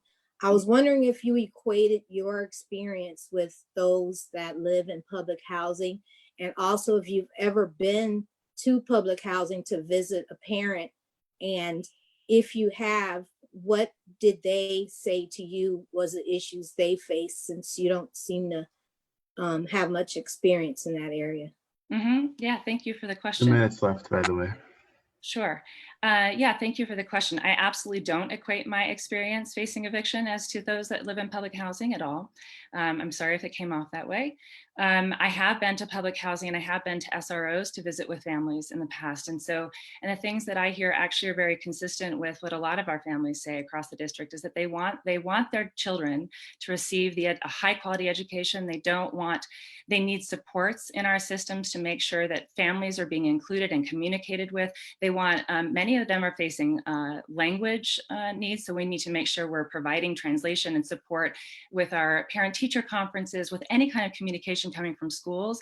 These families need to be communicated with. And so there are so many barriers that they're facing with that. But finding a way to make sure we're communicating directly with these families and creating the relationships that are really important is something I've consistently heard from them as I visited. So you don't know any issues that the Black families are facing that live in public housing? Specifically Black families, there are lots of issues that Black families are facing in our school district. So I think some of those are the trust. A lot of them don't trust our school district to follow through on commitments the district has made. They want their students to have a high quality education. They want to make sure they have access to resources and teachers and staff who care about them. Those are some of the things that I heard. I'm sure that's not comprehensive, and I'm always interested in hearing more. Thank you. And Member Loftus has a question. We only have about like 10, 15 seconds left. Michelle, thank you for running. Thank you for your experience on the task forces and everything you've done over the years. What's broken and how do you fix it? Yeah. Well, what's broken is that we've got to be better at partnering and communicating with our families and all of our stakeholders in the district. We've got to have people who have been in those spaces, knowing what that's like, and fixing those, making sure that those decision makers are at the table, that we're making decisions with our families, that we're bringing them all forward and not just doing window dressing actions where we make them feel like they've been heard when they actually haven't been. Thank you. Great, and I think that's all the time we have for questions. Thank you so much. Thank you so much. The next person that's going to be interviewed is Kevin Bogus. Is he on the line? Yes, he is. I'm bringing him up. Just giving him a couple of seconds to just connect. Okay, I see him. Hi, Kevin. Hi, good to see everyone. How you doing? Thank you so much for joining us this morning. You have 8 minutes for the interview, 2 minutes of which you will be making a personal statement as to why you're running and why should the DCCC endorse your campaign. And then we'll open it up for questions and answers. You have 6 minutes for that. Fidel, who is the person keeping us on time, will be letting you know verbally and also with a piece of paper the amount of time that you have, and you'll be getting some warnings as well as when your time is coming up. So with that, thank you again for joining us, and please let us know why you're running and why should the DCCC endorse your campaign. Yeah, thank you so much.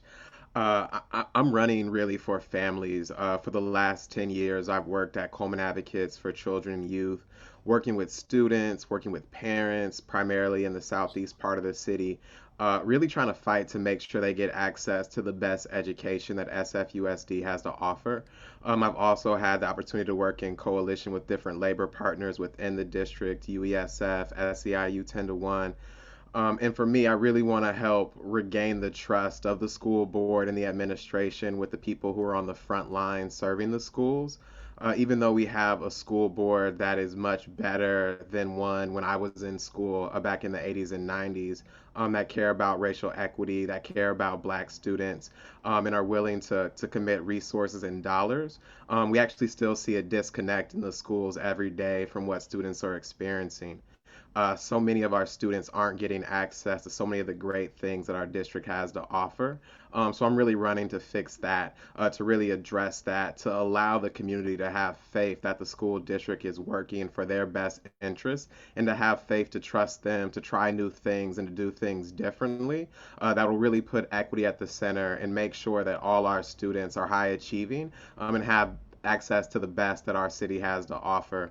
I think with the affordability and crisis in San Francisco, and someone who's grown up here and seen so many people in my family displaced, knowing the important roles that schools play in helping people stay here and being successful, I'd love to see graduates of SFUSD have admissions letters to top tier colleges, financial aid packages ready to go, and jobs ready for them here back in the city, hopefully in the school district when they graduate and are ready to come back home. It's really about making our school district accountable to the families and the frontline workers. Thank you so much. Thank you. And Member Ibanez is invoking co-chair privilege and will be asking the first question. Yeah. As you know, Kevin, our public schools are shamefully underfunded. If you were elected to the school board, can you tell us what are the necessary resources and supports for teachers and para-educators for them to be able to continue to provide a quality education to our students so our students can actually find success, especially during this unprecedented, challenging times? And also, if you can speak about the learning hubs and pods that are appearing on the educational landscape as one of the responses to the challenges that the pandemic presents to our public schools? Yeah, thank you for the question. Our educators and our staff in our schools are really like on the front lines, and the pandemic really kind of highlighted how much they do for the district, and how much of their work that they do is actually non-paid work and actually goes above and beyond what is actually in their job description. So in a lot of ways, I think we need to kind of adjust that and figure out how to make sure we're not asking people to work for free when this work is so valuable and precious, because it burns people out and it really makes it harder for them to do what they need to do, which is like help motivate young people who are maybe at a traumatic time in their life and who really need someone who's stable, who they can rely on. So for me, it's really about changing the relationship between the district and labor and really stop trying to cut costs when it comes to labor, and really view labor as an asset we want to invest in to have stability in our schools, and really kind of have that be the center point of the relationship. And also trying to figure out how to bring in more adults, more people who can help our young folks be successful. As far as the distant learning hubs, I think there's a challenge in the fact that they're not able to provide space for all students, where I kind of think the need is at.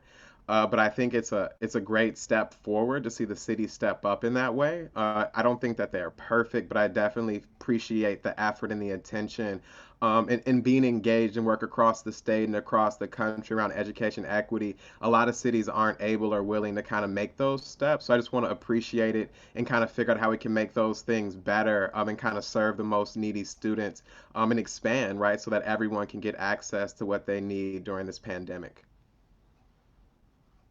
Thank you. And our next question is from member Loftus. Hey, Kevin, thanks for running.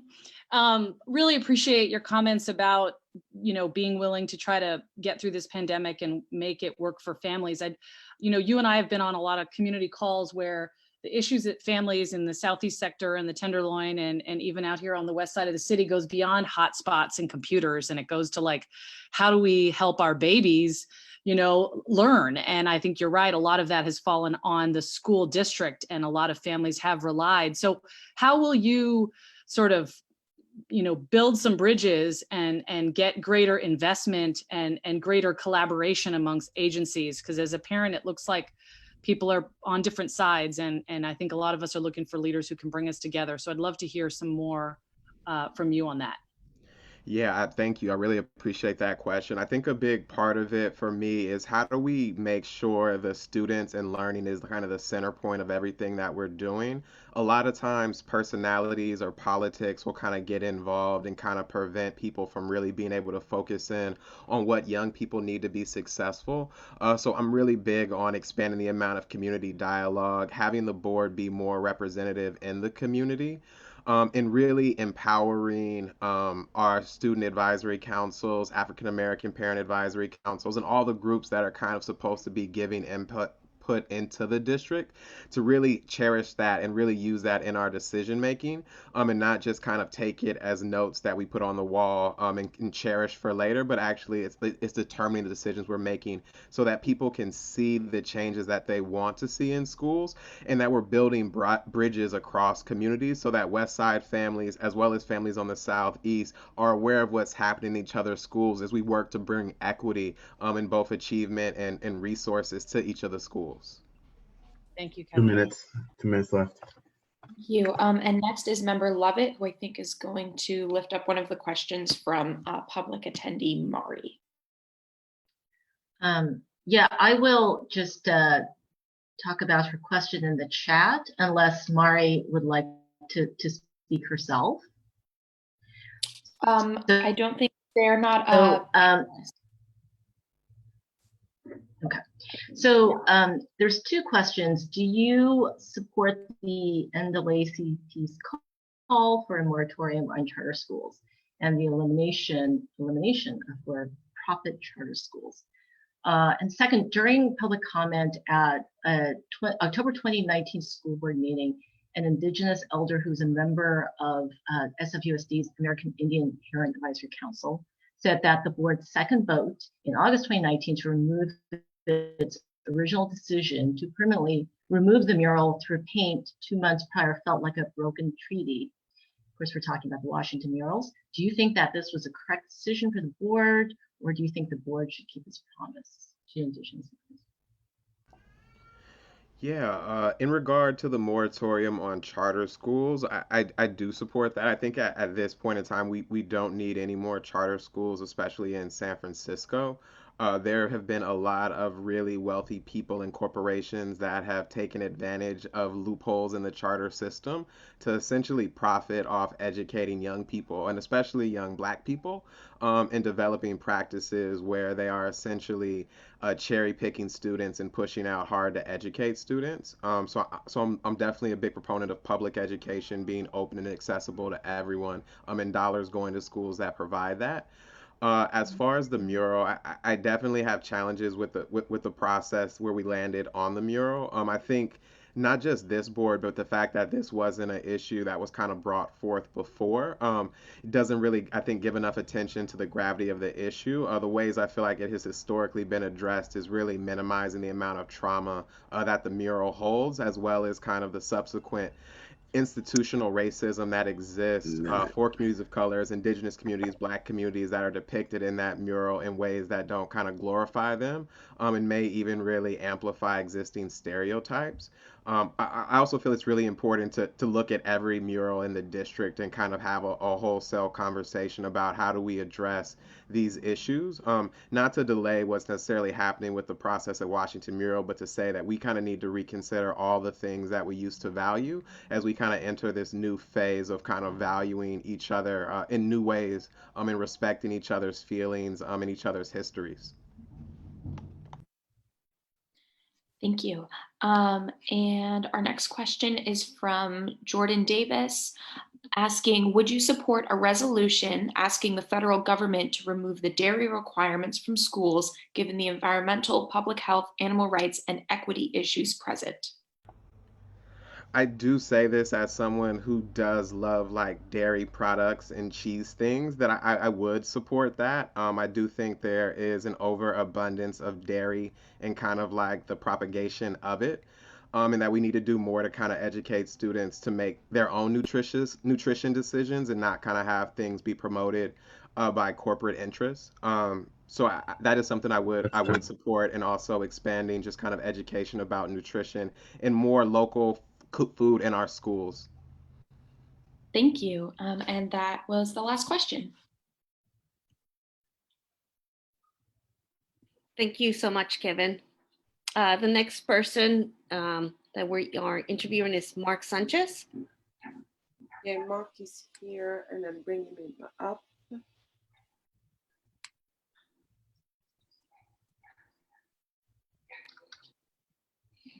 Hey, Mark. Hi. Good morning, Mark. Good morning. How are y'all? Doing good. Thank you for joining us. Of course. I'd like to know that you have 8 minutes for the interview, 2 of which is allowing you to make a personal statement. Why you're running and why should the DCCC endorse your campaign, and then we'll open it up for questions and answers. Fidel is our timekeeper, and he will be letting you know and giving you warnings as your time comes up closer.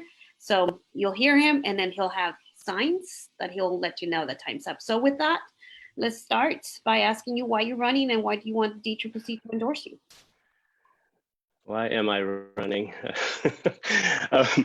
Well, first of all, thank you for having me. It's a pleasure and a privilege to be with you all. So many friends out there, if you can see your faces. My name is Mark Sanchez. I'm the president of the Board of Education. I'm a teacher. I teach 4th grade in Daly City in the Brisbane School District. I started 2 days ago with my new 4th grade class. So I know all about distance learning and teaching, actually crisis learning and teaching.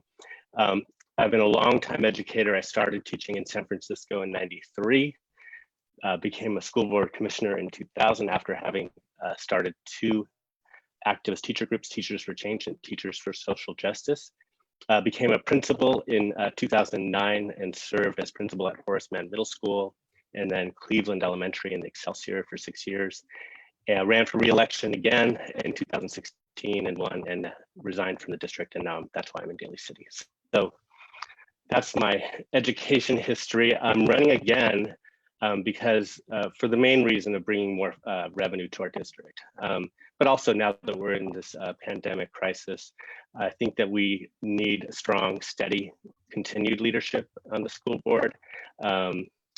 in this crisis. We've learned so much, but we have so much more to learn. I just do want to say as a side note that I'm supporting Kevin. I just got to see Kevin speak, and his words really resonate with me, and that's why I'm supporting him, as well as Jenny Lamb and Matt Alexander. Just want to put that out there. The big reason around finances, I think I'll probably be asked that a little later, is that we just have to have more revenue in our school district to do the job we have to do for all of our students. Thank you again for having me.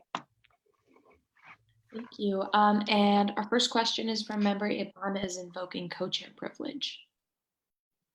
Thank you so much. So the first question that I would like to ask Mark is, due to the pandemic, our most vulnerable students, especially our Black and Brown and poor students, are at the risk of falling behind other students because of the social, economic, and racial disparities in San Francisco.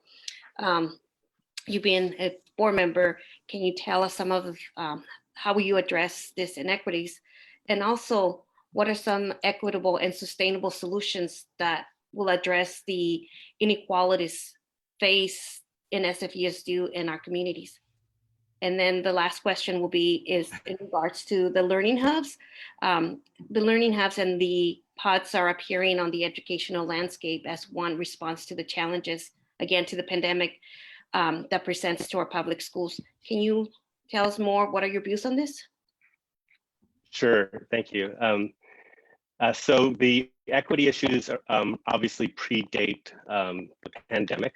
They highlight, obviously, and amplify the inequities in our school system, not just obviously in San Francisco, but throughout the nation. African American, Latinx, API students, special needs students, and others are really suffering more than any other students.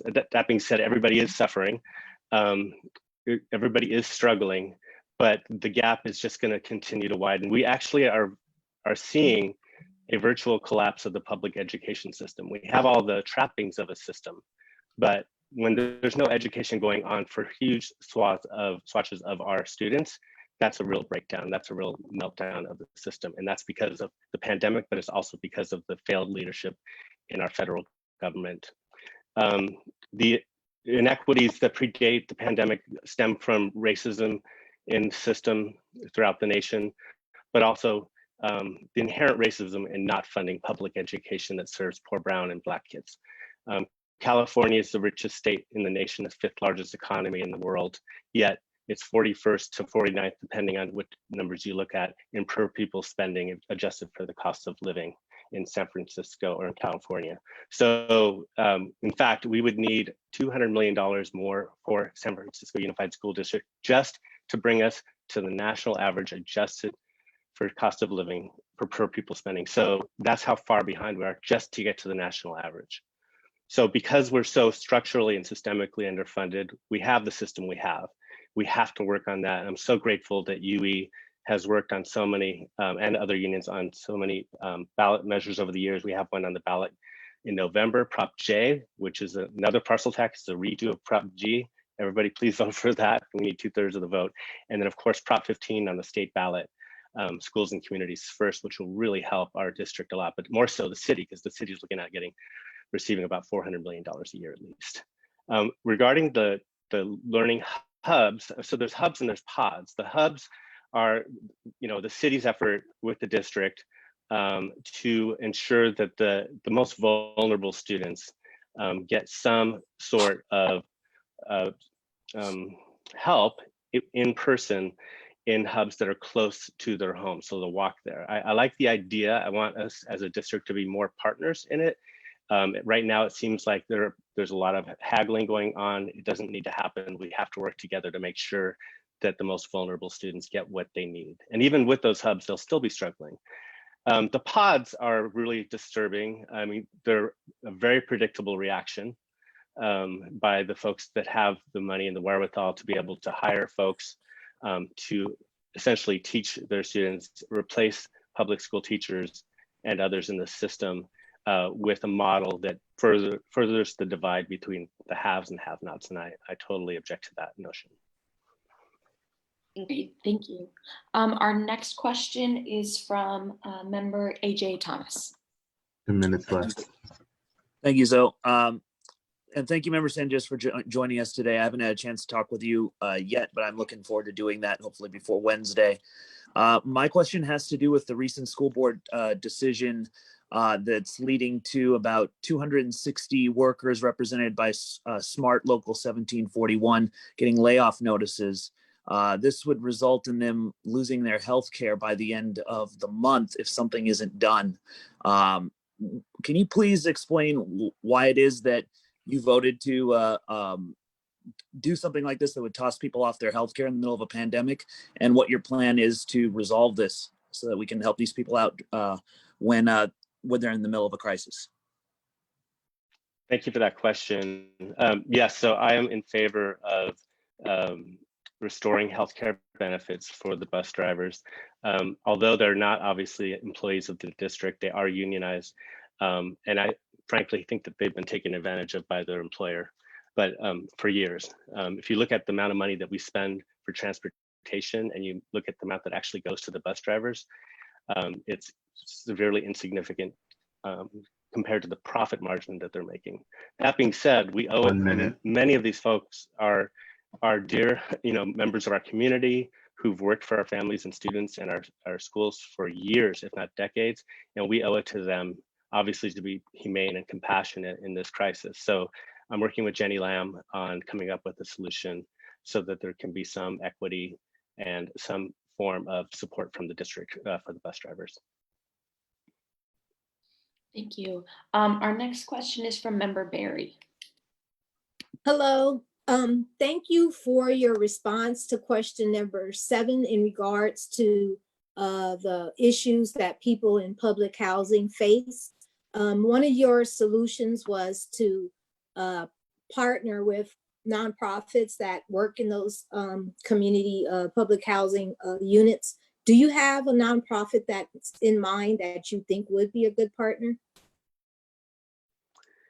Oh, oh my gosh, there's so many nonprofit partners that already work with our schools, including, Dolores Street, that works with the homeless families that are at our Stay Over program at BVHM.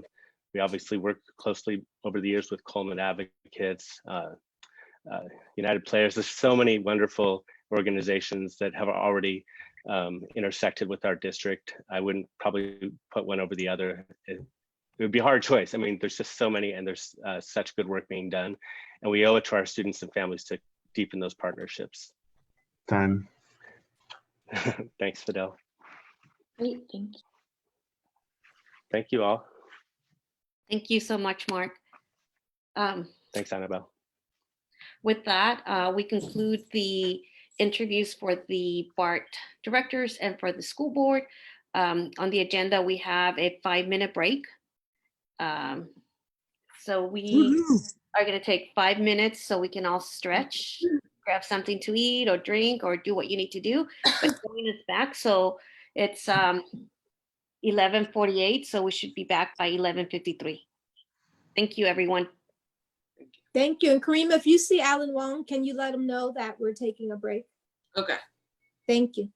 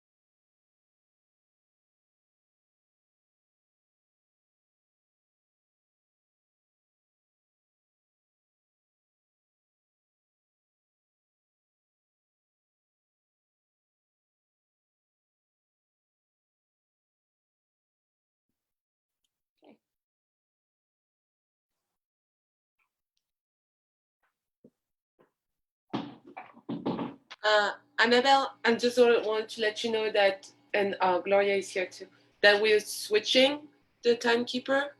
Okay. With Alan. Right. All right, is Alan Wong in the room? Yeah, he is.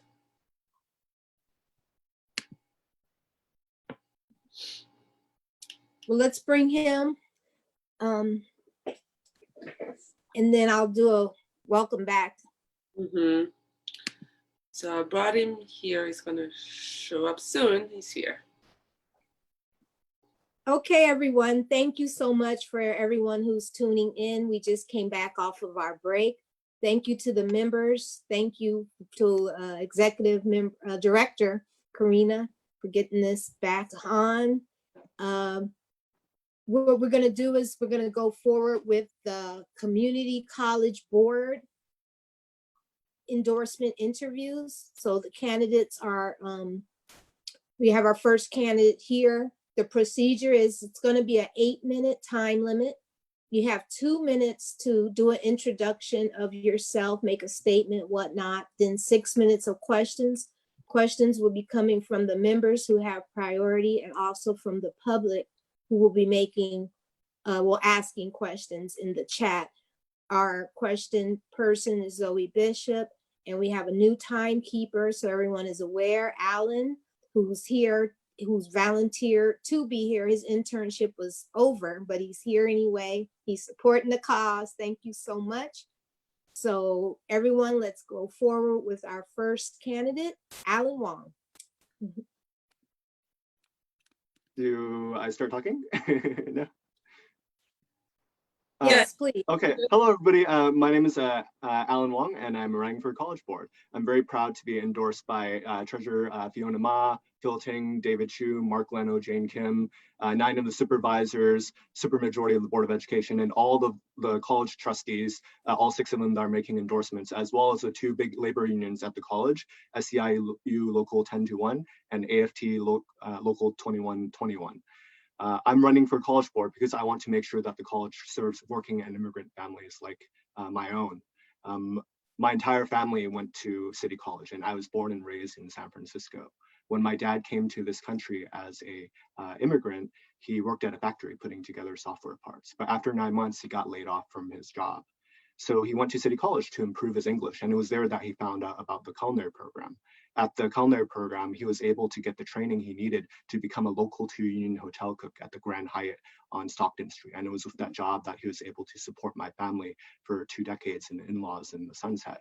My mom, she took ESL classes, and those classes helped her be more confident, talk to family members, and just be more happy. For myself, as a high school student going to Lincoln High and later UC San Diego, I took City College classes at the same time, and those classes helped me graduate from UCSD with a bachelor's degree when I was just 19 years old.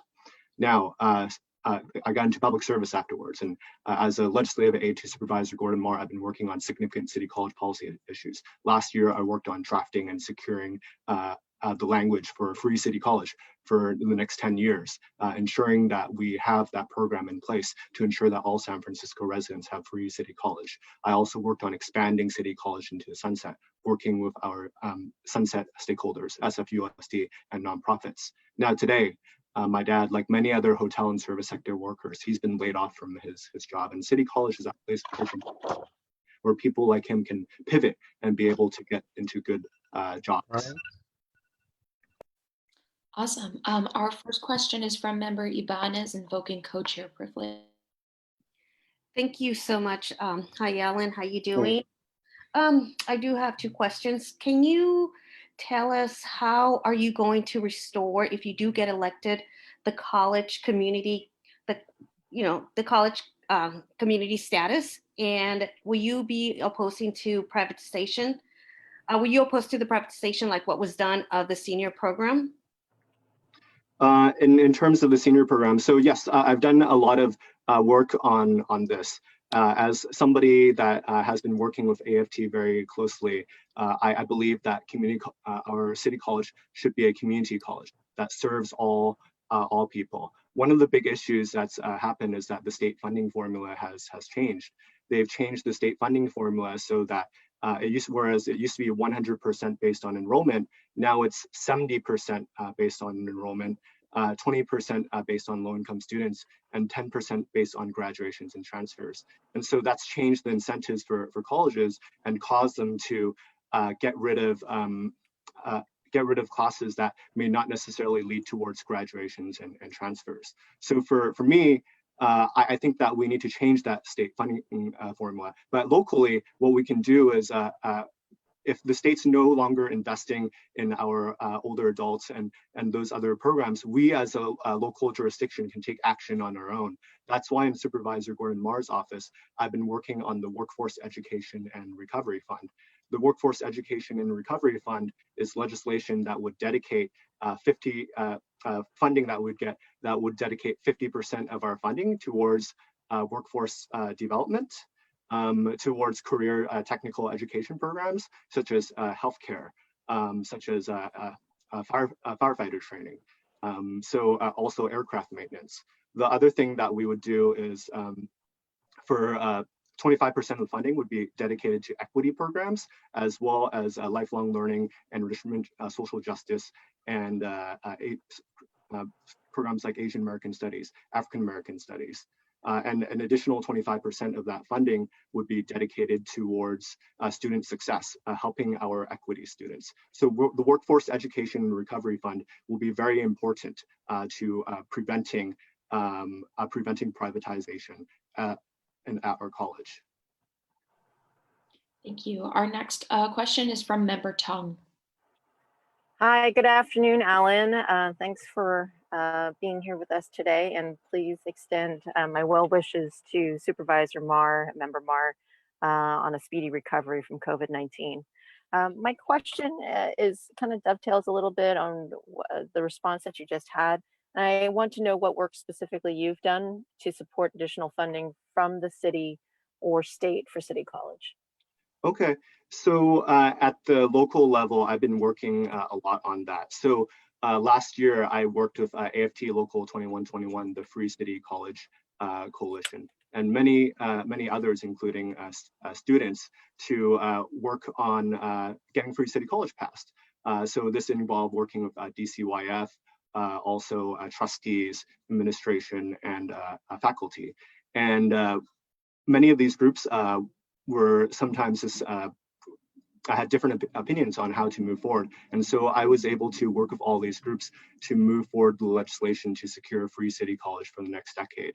This, the agreement helps get City College at least $15 million for the next 10 years. And it helps ensure that all San Francisco residents will be able to have free tuition and help young people like me be able to graduate.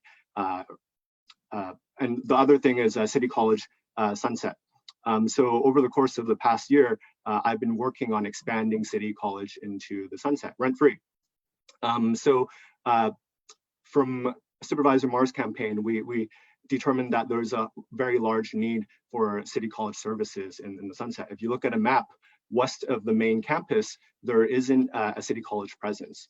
So one thing that we did was we did a needs assessment. So organized a town hall, worked with community stakeholders like CYC, Wame School, as well as Lincoln High School and AFT Local 2121 to organize a needs assessment in our community.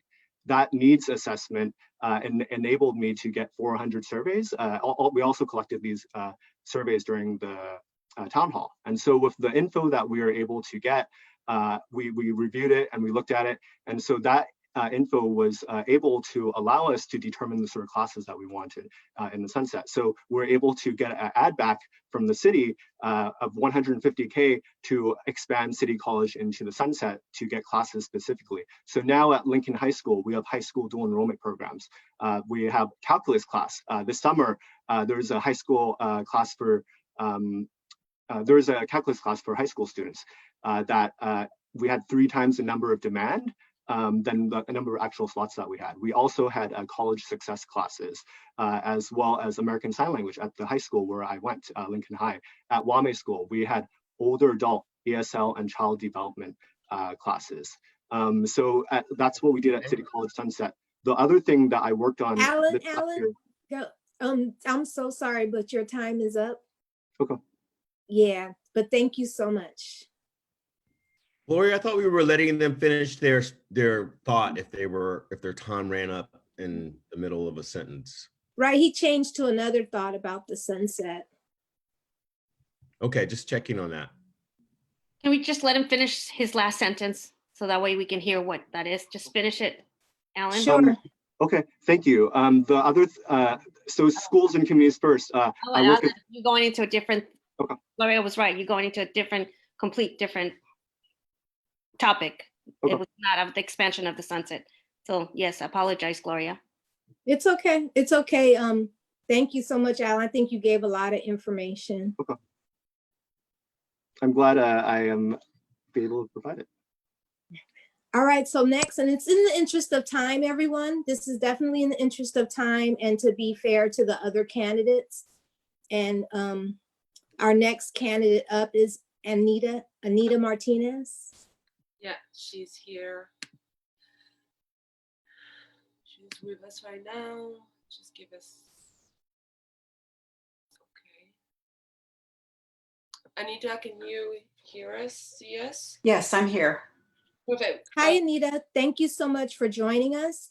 Well, you thank have 8 minutes. The first 2 minutes is an introduction, and then we'll have 6 minutes of questions. Priority will be the members, and then the public in the chat will be asking questions. Our timekeeper, I hope you can see him, is Alan.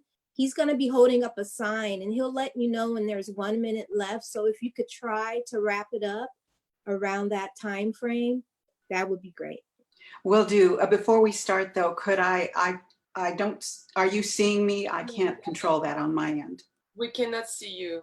Yeah, I don't see anything where I can control it on my end. Oh, let me try it here. I just ask you to. There we go. Perfect. There we go. Sorry. Okay, I'll start now. Thanks for the interview. I'm Anita Martinez, and I won't repeat what's in my questionnaire. Instead, I'll use my expertise in community college administration and governance to challenge your critical thinking. Let's review past mistakes that resulted in the college's crisis status right now. Mistakes were made probably because the board lacked the right kind of experience to prevent them or to fix them once they were made. For example, the board hired the wrong chancellor, fired from his 2 previous community college jobs. He overspent the budget 3 years in a row, tried to fix it by cutting its primary revenue source, student enrollment, by canceling classes. Every chief instructional officer knows that it's easy to turn off the enrollment faucet, but hard to turn it back on. He used district resources as his own. He wrecked a district car and tried to hide it. He paid the rent for several of his imported administrators. He tried to sneak huge raises for the highest paid employees past the board and community, and he vastly overspent the travel budget, among others. The board made their own mistakes. They failed to demand that planning be linked to budget, an accreditation priority for fiscal integrity. Budget decisions are being made reactively rather than proactively. They renewed Rocha's contract early, they allowed Rocha to divide the college community, and they allowed Rocha to install administrators without the necessary background for critical roles at the college. Given that history, do your chosen candidates have the necessary in-depth preparation to meet future challenges, such as selecting a future chancellor well-suited to City College, growing enrollment, and preparing for accreditation? I do. With 4 decades of demonstrated relevant quality work experience in all 3 areas that I could share with the board, I could make that happen if I get the 7th seat. I can work with anyone. If instead you want to see San Francisco City College turned into San Francisco Junior College, stay with your pre-selected candidates. Your homework: view the video prepared by Michael Needham, a business faculty member, for a nuanced budget perspective from a financial planning expert. I'll send the link. Think about it. San Francisco Junior College could be their legacy. It could be yours as well. I'm ready for questions. All right, our first question is from member Ibanez. Anita, can you, you mentioned in terms of the experience of the chancellor and the board, if you get elected, can you tell us how are you going to stop any cuts? And also how, you mentioned, this San Francisco City College is moving to become a junior college rather than a community college. Can you explain the difference between the two? Yes, well, first let me explain the difference and then I'll talk about the cuts. The way you keep it a community college is by preserving the non-credit function and preserving all of the outreach that we have currently. We have a number of different campuses, full-fledged campuses, and we used to have sites all over the city, not just in the Sunset, all over in Excelsior. We don't have sites there anymore. So the college used to be the college in the community, and it's pulled back from that to some extent over the last decade or so. Now, in terms of keeping it from becoming a junior college, we can't just function on the transfer function because we don't have enough high school students coming to San Francisco City College to fulfill all of those mandates. We have to learn how to use the other things in the student funding formula to support the college. For example, there's a higher base rate for non-credit CDCP. I just wrote to the chancellor and asked him if the non-credit classes, which were all placed into that category, were being funded at that category. I don't know the answer yet because I haven't heard back from him. If we are, then that's going to put us on a better financial base. The non-credit classes pull in more money than they actually cost. So if you have a non-credit class that is costing half of what it generates, you use the rest of that revenue for the rest of the college. That's how you maintain a community college within the city. And I'm committed to restoring all of those classes. Thank you. Our next question is from Member Barry. Hi, I wanted to ask, in response to question 10, which is a big concern, I think, of a lot of people here in San Francisco, is about the accreditation crisis. And you mentioned that the structural deficit is part of the problem is due to attendance over reporting. Can you expound on that? Yes, that was a number of years ago. That happened even before the accreditation crisis. And we're on a payment, we're on an installment payment plan. But as you know, if you get your credit report and you're on an installment payment plan, that still looks bad in your credit report. The same thing happens in accreditation. The key piece is that we need not just to focus on the 5% reserve as we're currently focusing on, but on fiscal integrity. And there are about 4 or 5 standards related to just that alone, which means that we have to have all of these good planning processes in place, which we do not have. When I looked to see if planning and budget were linked, they were delinked. When I was at the college, they were definitely linked, which means that if you can anticipate a budget crisis in the future, you look at your program review at programs that are not functioning well, and if they're no longer needed, you can disband them. But you make that a decision in planning, not in budget. It should be in planning first, not in budget. I hope that answered your question. Great, thank you. This next question is from member of the public, Elizabeth, asking, do you support expanding Free City to undocumented residents who are not DACA recipients? Currently, undocumented San Franciscans that are not DACA recipients have to pay full tuition, which is cost prohibitive for many. I absolutely do. And I think Free City College should also be available to people who work in San Francisco but don't necessarily live here. If the only alternative for undocumented who are not DACA are our non-credit classes, they can go through the whole non-credit sequence of ESL classes and transfer at the very end into credit. By that time, they've established California residency. And that's what we used to do in non-credit. We used to help our students in that way. If a student comes into the US on Tuesday, on Wednesday, he or she could enroll in any non-credit class. And that's throughout the state of California. There is no tuition for any of them. And there is no residency requirement. It's the residency requirement of 1 year's residency in the state of California that gets our students. But I am committed to it. Great, you have 1 minute left and I don't see any other questions currently in the chat, so I'll open it up to the DCCC members. And if there are no more questions there, then you have some time for a closing statement.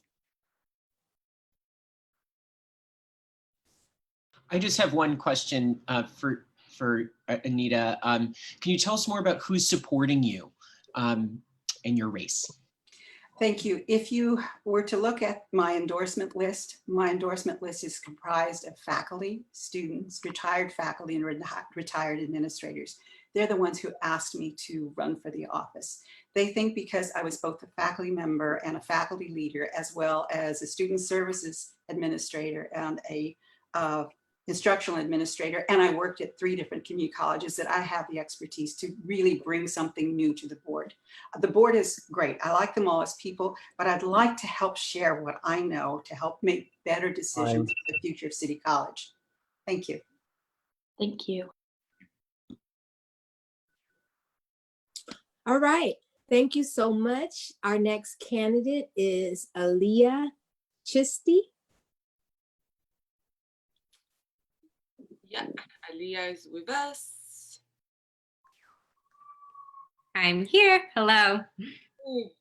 Hi, Aaliyah. So basically you have 8 minutes, 2 minutes for an introduction / statement, and then 6 minutes from questions from the members and the public, and you may begin. Thank you. Hi, thank you for having me. I'm Aaliyah Chisty. My passion for education is why I stand in front of you today. Growing up in San Francisco, raised by a single mother, I have experienced firsthand the transformative nature of education, both as a student and teacher. At the age of 11, I had an early teaching opportunity where I had the chance to serve students. I saw students who also came from difficult life circumstances leave all of their struggles at the door in order to learn. However, over time, I realized that our educational systems tend to fail our most vulnerable students. To change this, I've taught in classrooms, pursued a master's in education policy, and a Fulbright scholarship where I've taught abroad. During my time as a legislative aide, I worked on legislation to ban the box on private college applications, making San Francisco the first city in the nation to do so. Currently, I oversee the Free City College program at DCYF and have built a successful partnership between 2 massive bureaucracies, led the execution of the 10-year MOU, and monitor its entire $160 million budget. My life's mission has been to ensure that we hold our institutions accountable to the people they are built to serve. If elected, I will fight for a permanent emergency grant program, advocate for clear career pathways, and grow Free City. Most importantly, I will push to have increased transparency in the decision-making. I am running for those students who go against all odds to go to City College with the hopes to improve their lives, and for our teachers who work so hard to make that hope into a reality. I am running to make sure City College does a better job in serving our community. Finally, if I win, I will be the first Muslim woman elected in the history of San Francisco and will fight to pave the way for other women of color to run and win. I will be proud to have your endorsement. Thank you so much. Great, thank you. Our first question is from member Ibanez. Lilia, how you doing? Can you tell us, if you do get elected, how are you going to stop new cuts, especially when City College, just like K-12 education, historically have been and shamefully underfunded? And also, how will you restore the college community status from becoming a junior college to a community college again? Absolutely. So I think there's a few different ways that we need to address this issue. Cuts hurt, and there's unintended consequences to those. So we need to make sure that we are doing a better job of increasing classes, not decreasing classes. So that results in the need to increase revenue. We have to do it. We have to fight for a wealth tax. We have to work with City Hall on some of the ballot measures that are coming up in November to generate revenue. We need to fight for schools and communities first. And so I think increasing revenue is incredibly important for the college, and working with faculty and the department chairs to figure out how we can have a better enrollment management system. Now, when it comes to the junior college model pitted against the community college model, that's a fight that we need to go at the state level and have. And we need to make the case that City College of San Francisco serves the entire community. And it's our goal to, whether it's an older adult learning program or transfer classes, we're going to accomplish those goals. And finally, I think that Workforce Education Recovery Fund that I know Supervisor Marr's office and Alan has been working on is going to help in preserving this mission. Thank you. Thank you. Our next question is from member Barry. Hi, Alaya. Sorry, I mispronounced your name earlier. Okay, it's Alia. It's okay. Okay, question number 10, back to the accreditation crisis. You mentioned the inclusion of a budgetary transparency. I know when I look at budgets, no matter what department in the city, it's always a dig. You always have to search real hard and try to comprehend what these numbers mean and how it came to that point in the budget. When you say transparency, is there anything different you think needs to be done so that the average public person can clearly see what's going on? Absolutely. Thank you so much for that question. I've been to some of the Board of Trustees meetings and my head was spinning with the budget presentation. And so I think, yes, it's absolutely important to have greater transparency in the budget process. I think that bringing in a controller and a budget legislative analyst can help in communicating some of this information better to communities. Maybe we need to come up with more user-friendly data tools that we can use to present data.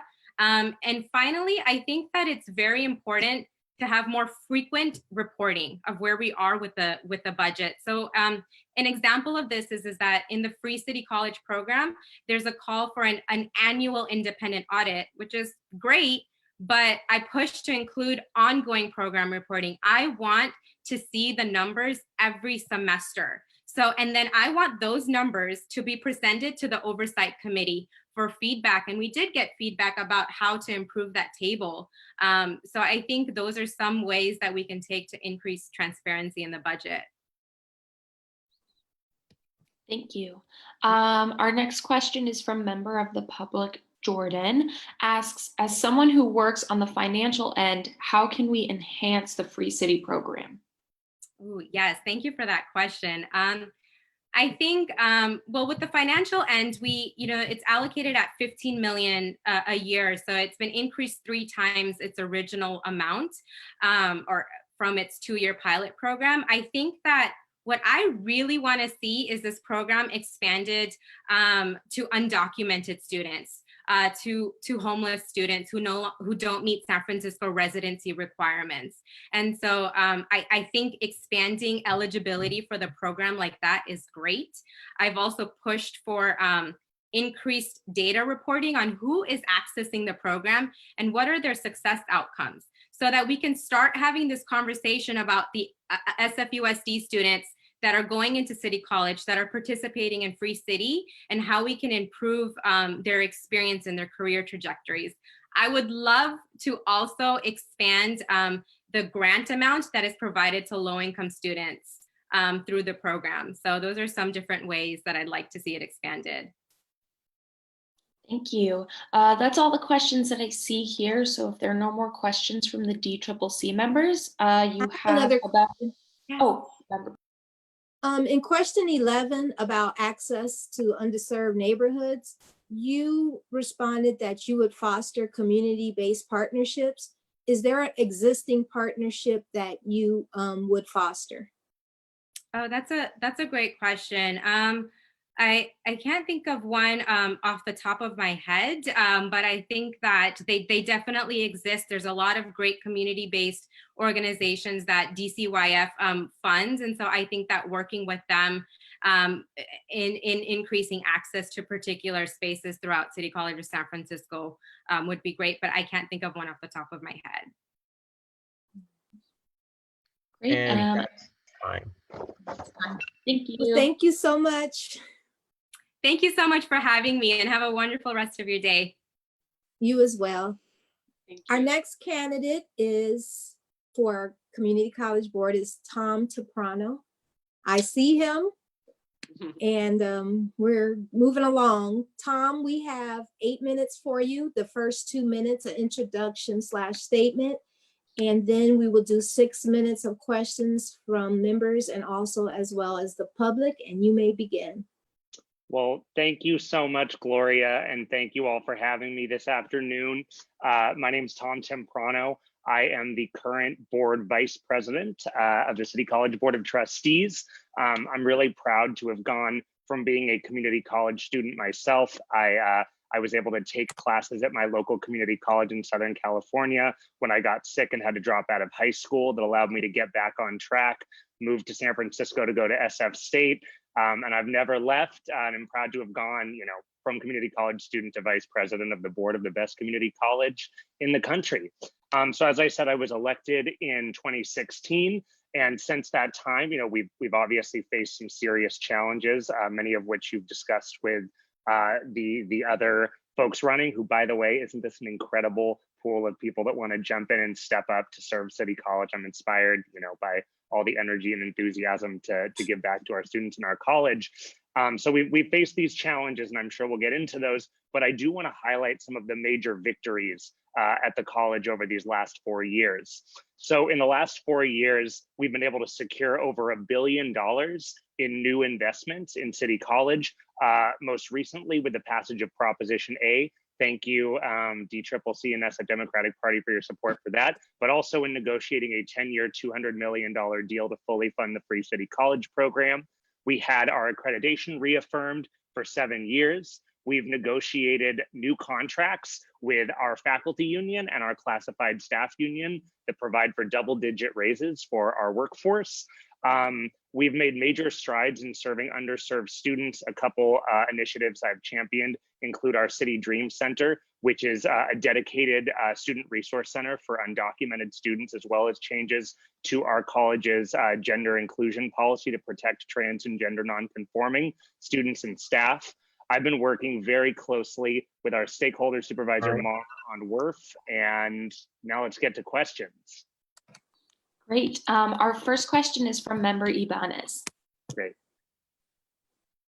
Tom, can you tell us how are you going to continue to stop all this budget cuts, especially in the next coming years in the situation that we're facing with the pandemic?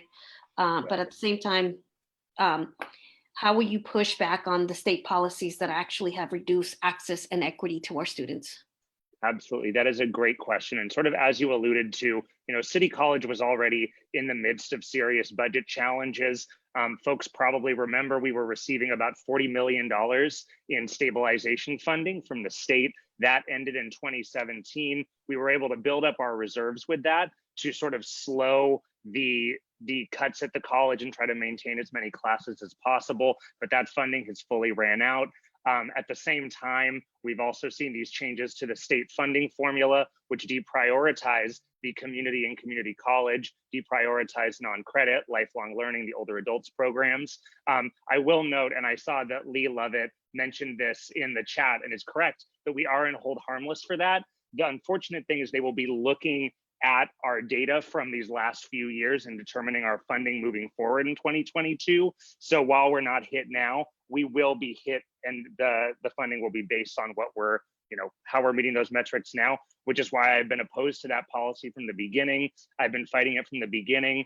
I think if you look at the districts it's impacting, they're diverse urban community college districts. It's not just San Francisco, it's Oakland, it's LA, it's San Diego, it's San Jose. This policy harms the districts that have the most diverse students. So we need to fight back against that. You mentioned the potential additional loss of revenue during COVID. When in the Great Recession, California community colleges had to turn away 500,000 Californians who wanted to go back to school, to get retrained and get back out into the workforce. And I have been fighting, from the minute we knew we would have to fight to stop the repetition of that horrible, horrible mistake. We've gotten what I would call a reprieve at the state level. We're not, we are being told right now, maybe you'll get significant cuts in the coming year, but I don't think we can accept that. Like, we know that the more we cut community college funding and public education funding, the longer this recession is going to be, the longer people are going to struggle. We need the funding to retrain our workforce and take in more students. So I'll keep fighting for that. Obviously, Prop 15, let's vote for Prop 15 this November. I know I'm preaching to the choir there, but it's critically important. I've also been working, as I was getting to time, I was saying, I've been working with Supervisor Marr and our faculty and students on WRF for over a year now. And I think COVID certainly threw a wrench in our grand plans to fully have the city fully invest in the community serving model that City College offers to the city. But I still believe in this budget, we can find a way to pilot that program and lay the groundwork for what can and should be a more substantive investment in City College from the city in years to come. So I hope I answered the question. That was a really good one, Annabelle, so thank you. Great. Our next question is from member Barry. Great. Hi, I was looking at your questionnaire, and question 11 is one that really is personal to me. I was actually disgusted that in the Bayview campus that this year the only classes offered were the late starting classes, and those were only about 3 classes. And your response was that you're committed to retaining the presence in the different underserved communities, and that programming offered should be that should meet the needs of the community. What do you think are the needs of the Bayview community when it comes to City College? Sure. Well, I would say that I don't think, I guess the answer to that is I don't think I'm the person who should be saying what the needs of the Bayview community, the Bayview neighborhood is for City College of San Francisco. I think it's my job to listen to that neighborhood and that community, and to then push for the sort of programs and classes in the community that meet the needs of the neighborhood. We are right now in the process of doing a major renovation of our Evans campus in the Bayview, trying to actually expand the space and quality of educational programming for all of the workforce training programs that we have in that site. But to answer your question, I mean, I think it's workforce training programs, but I also think it's about trying to increase our general education presence at Evans campus, at our campus, the PUC building. We also, it's gotten kind of scuttled by COVID, but we have been trying to work with the PUC on a campus that would actually be an integrated campus that's SF Unified City College in San Francisco State, where students who grew up in the Bayview could attend all the way through, from high school through a full undergraduate degree at San Francisco State and get that full program in the neighborhood. So that's one, we had heard from the community there was interest in that, but I think I'm more here to listen versus to say what the needs of that community are, and then to advocate for that programming at the college. Great. Our next question is from member Lovett. I've seen you at the Workforce Education and Recovery Fund meetings every week. You really are hands-on about that. And you're also working at the state level, right? So can you speak more about pushing back on the student success funding formula? Yeah, so we have been, individually as trustees, have been lobbying our state delegation to take a stronger stand against that formula. That's obviously more kind of private, one-on-one, like, oh my gosh, this is killing us. You need to work with other legislators in these, who serve these urban community college districts and push back on this. We also are actually part of a consortium of all of the urban. Oh, sorry. We're part of a consortium of all of the urban community college districts, and the board actually, directed the previous chancellor and current chancellors to join that consortium that is trying to lobby together with the state chancellor's office and with the governor to change that formula. We were successful in continuing to get the hold harmless extended for multiple times. Oh, sorry. That was my internet cut off. I don't know if y'all heard me. Did you want to finish that sentence, Tom? Sure. So yeah, we have been, working with other community colleges, and the college at the direction of the board has joined this consortium of urban community college districts that are trying to fight with the governor. And it's a fight with the governor and state chancellor's office. We've gotten hold harmless extended a couple times, but that's not enough. We need the formula changed. Thank you so much. You have a great day, and we're going to move Thank on you. to our next candidate, our fellow member, colleague, Chanel Williams. Please reverse that thing.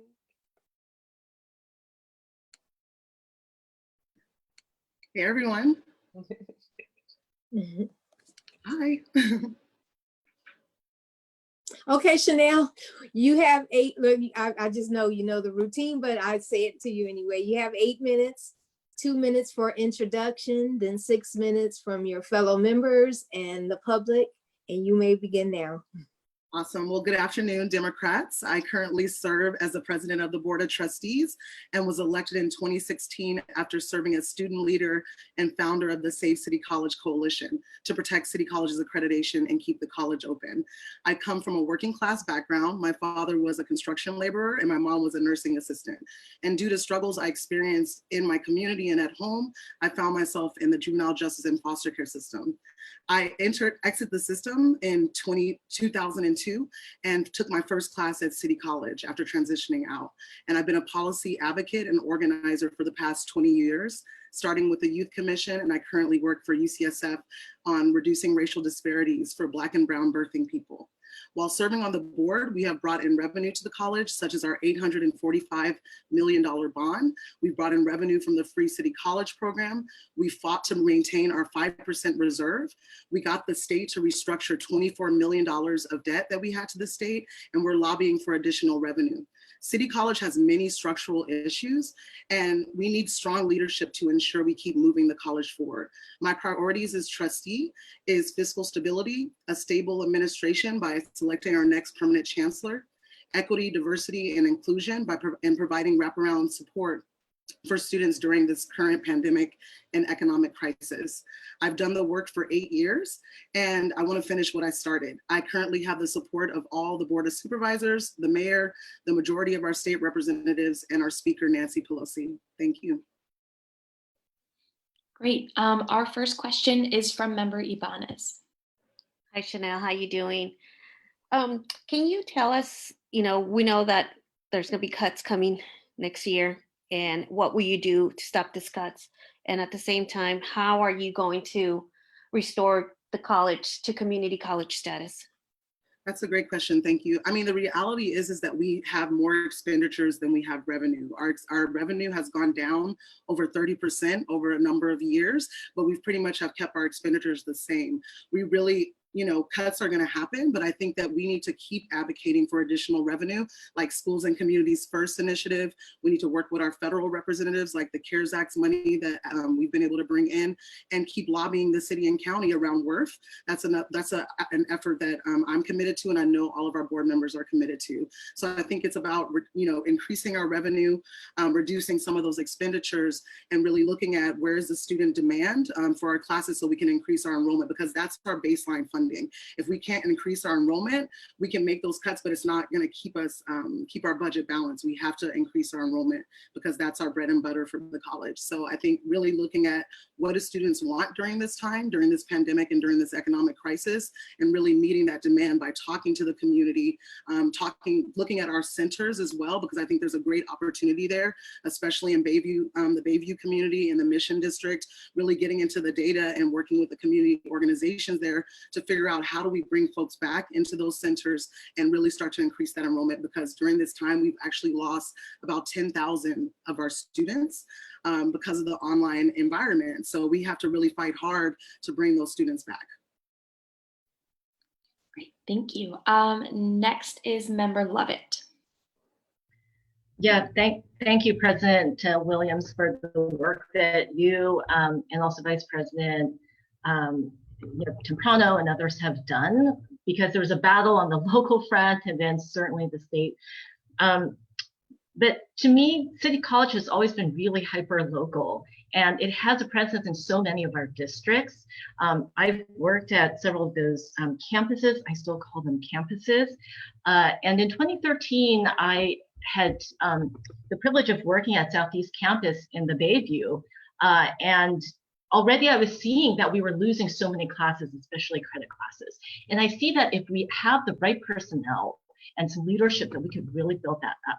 and it has to be a wraparound effort. So do you have any ideas? Because it really kind of like involves on the ground work to be able to, revitalize campuses that bring in students, that put people through the pipeline, and then that potentially extend to them getting bachelor's degrees by transferring. Yeah, absolutely. I mean, we have that our dean structure, and really the deans at the center should be those champions for the centers. I'm in support of that. I know that we have our budgetary challenges, but I think it's so important having someone there that's really bottom lining, being that champion for those, I want to say campuses too. I'm not used to calling them centers as well.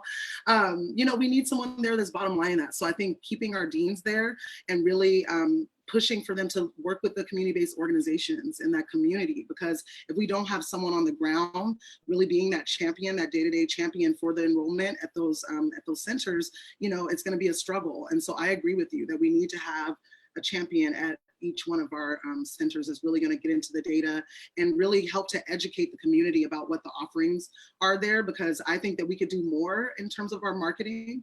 I think we could actually formulate some better partnerships with the city and county, whether that be HSA, the Human Services Agency, looking at the fact that so many people are unemployed right now and want to come back and retrain. Why not offer them, say, hey, City College has free classes. We know that you're on unemployment right now. Here's, marketing the classes that we have to those that are on unemployment and some of these other programs within HSA.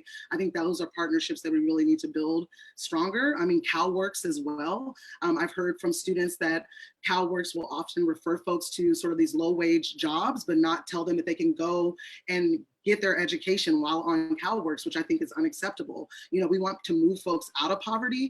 And I think by educating folks who are on CalWorks and some of these programs, what City College offers, we can really do a lot more to boost up our enrollment and also promote those centers. Okay, I had a question. Go yeah, ahead. I was just going to call on you. Okay. Chanel, on your questionnaire, I noticed that you marked that you opposed affirmative action. And then I also see for question 11 where talks about the underserved neighborhoods that you believe in partnering with community-based organizations. So can you address the affirmative action stance, and also do you have any community-based organizations in mind that City College should partner with? Well, I definitely support repealing Prop 209. I am in support of the measure to repeal it. So I may have marked it wrong, so I apologize, because I'm definitely in support of repealing. That is not who I am. And you talked about some of the CBOs that we can bring in to work with us. I mean, there's so many. I mean, I don't want to shout out, and have preference over others, but I know MLVS is a great organization doing workforce development in the Mission District. There's a number of folks in the Bayview, like 3rd Street Youth Clinic. There's so many. We have some really great community-based organizations, and I love all of them. And I just think it's really about getting out there and having those conversations. And you have 15 seconds left.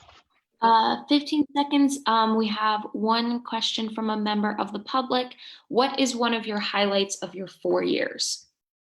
Yeah, it's been a long 4 years. One of my highlights would have to be something that happened recently with our EMT student. And I know Lee remembers this. It was such a beautiful moment. One of our EMT students actually saved someone's life at the Civic Center BART station from the training that he got at City College. And we, honored him and everything. And then one of the employers that was there said that they want to offer him a job on the spot, like when he graduates from City College. And it was just such a proud moment, and it really encapsulates what City College does well. And so I was just so proud to be able to honor our student during that time, and to know that the training that we provide at City College saves lives. And, he's still in his classes, and he was able to utilize what he learned just in the beginning of his program to save someone's life. He provided Narcan, and he had the training to do that. And so just seeing that, it just really reminds us, and it keeps us going. It keeps us motivated to keep doing the work. Sorry, sorry. That's 30 seconds over.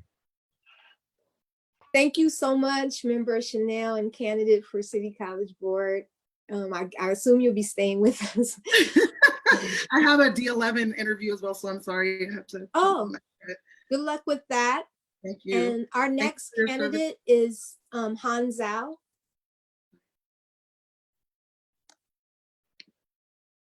Han should be with us. Hey, Han. Oh, I see you. Hello, Han. So our process is 8 minutes, 2 minutes for your introduction / statement. And also after that, it'll be 6 minutes of questions from the members and from the public. And you may begin now. All right. Thank you, Gloria. It's great to see so many familiar faces and friends here. My name is Hanto. I'm running for a seat on the City College Board of Trustees. And I'm running because it was access to education that changed my family's life. I immigrated to the United States when I was 6 years old. My mom, who's a college professor now, was the first in her family to go to college. She grew up poor in the city of Lenzhou in Gansu, China, which is where I was born. And the reason we're here is because she applied on a whim to a graduate program here in the States and got in. And so it was because of that my dad and I and my 2 grandparents were able to come to this country with her on that visa. The 4 of us lived in a 1-bedroom apartment. My parents took the bedroom, my grandparents and I shared the living room. And like a lot of immigrant families here in San Francisco, it was my grandparents who took care of me while my mom worked to get her degree and my dad focused on work to pay for the rent. I've spent my entire education in the public school system. I still remember the first day of school. My mom, this was about a month after we moved to the States, put me on a bus, taught me the words hello and bathroom, the essentials, and sent me on my way. So I owe where I am now to our public school system. And since graduating from college, I've dedicated my adult life to working with API children and families and working to bridge the gap between Black, Brown, API communities. My first job was at Asian Law Caucus, where I worked to bring services to low-income API and Latinx students and families, undocumented youths, and incarcerated immigrants. As executive director of the Democratic Party, I staffed the committees to develop the Black Agenda. And as legislative aide for Supervisor Haney, a lot of my work now has been focused on making sure that children and families are connected to city services, especially during the pandemic. City College is hugely important to our communities, especially working class and immigrant families. And as trustee, I want to be able to bring my experience and my background to make sure that post-pandemic, that City College is there as an opportunity for folks not just to change careers, learn new skills in the economy, but to recover from this pandemic. I'm proud to be endorsed by a majority of the Board of Supervisors, a majority of the current Board of Trustees, David Campos, AFT 2121, SCIU 1021, and many others. And it would be an honor to have the DCCC's endorsement as well. Great. Our first question is from member Ibanez. Hi, Han. Can you tell us how are you going to stop any new cuts, especially during this economic and COVID crisis? And also, how are you going to restore the community college status? Absolutely. Thank you, Annabelle. It's City College was already, not just City College, our entire education institution from K through 12 SFUSD to the community college system has always been underfunded even before the pandemic. And we've seen this happen in the past recessions where they cut funding to our education institutions and we never recovered to the point that we were at before. And for me, ultimately, it's all about revenue and not just short-term stopgap measures from the city, but creating dedicated revenue streams dedicated to making sure that City College continues to function. We're already hearing calls for austerity. We're seeing efforts to pit different institutions, different communities, different groups against each other to fight for scraps. We have to figure out how to grow that pie. That's something I've been working on in City Hall in Supervisor Haney's office. We have a ballot measure on the ballot to overpay executives tax. During this time, while many families are struggling, many people have lost jobs, we're seeing these companies in our backyard making billions and billions of dollars. And the richest people getting even richer. And I think that people are going to be very motivated to see them pay their fair share of taxes. But ultimately, it's not just going to be what we can do at the city level. It has to be we need support from the state, we need support from the federal government, which I'm not going to count on the federal government at this point. But at the state level, Prop 15, the schools and communities first, Prop 15, that's something that I've been supportive of way back when we were still trying to get on the ballot. I'm excited to see it on the ballot. We need that desperately, more urgently now than ever. And we need to work with our city representatives to find other ways to create create revenue from the wealth that the wealthiest people have been generating. In terms of the community college versus junior college model, That's not something new. That's been something that they've been trying to push for a long time. And the culmination of that was seeing the change in the funding formula from the state. And that funding formula disproportionately harms community colleges like San Francisco City College that serves such a huge population of non-credit students, of immigrant students, of low-income families. The classes that are valued in that formula are not the classes that these folks take, and it puts an emphasis on classes that generate direct income or economic value, which I don't think is how we should be looking at our education system. I think this is something that I think a lot of other community colleges are now going to be struggling with, especially post-pandemic. And I think City College of San Francisco, the Board of Trustees here, we can take a leadership role in pushing the state to change that, especially when you have 30% of that funding based on student success. And that includes what students, whether they're making a living wage after graduation. We're looking at hundreds of thousands of people out of jobs now. And that should not be a part of how we fund our schools. And finally, I think it's important, and I think, I watched Chanel, she mentioned this as well, is enrollment. Usually after economic recessions, we see a huge increase in enrollment, especially at community colleges, folks who are looking to learn new skills. But we're not seeing that now because we're in such an unprecedented crisis, not just a recession, there's a pandemic. We have to shift learning to online learning. We're seeing students opting to take gap years. We're seeing folks, especially in the non-credit classes, dropping by the thousands compared to this time last year. So we need to focus on creating enrollment, and that also means reaching people where they are. It's incredibly difficult to find classes and to register online.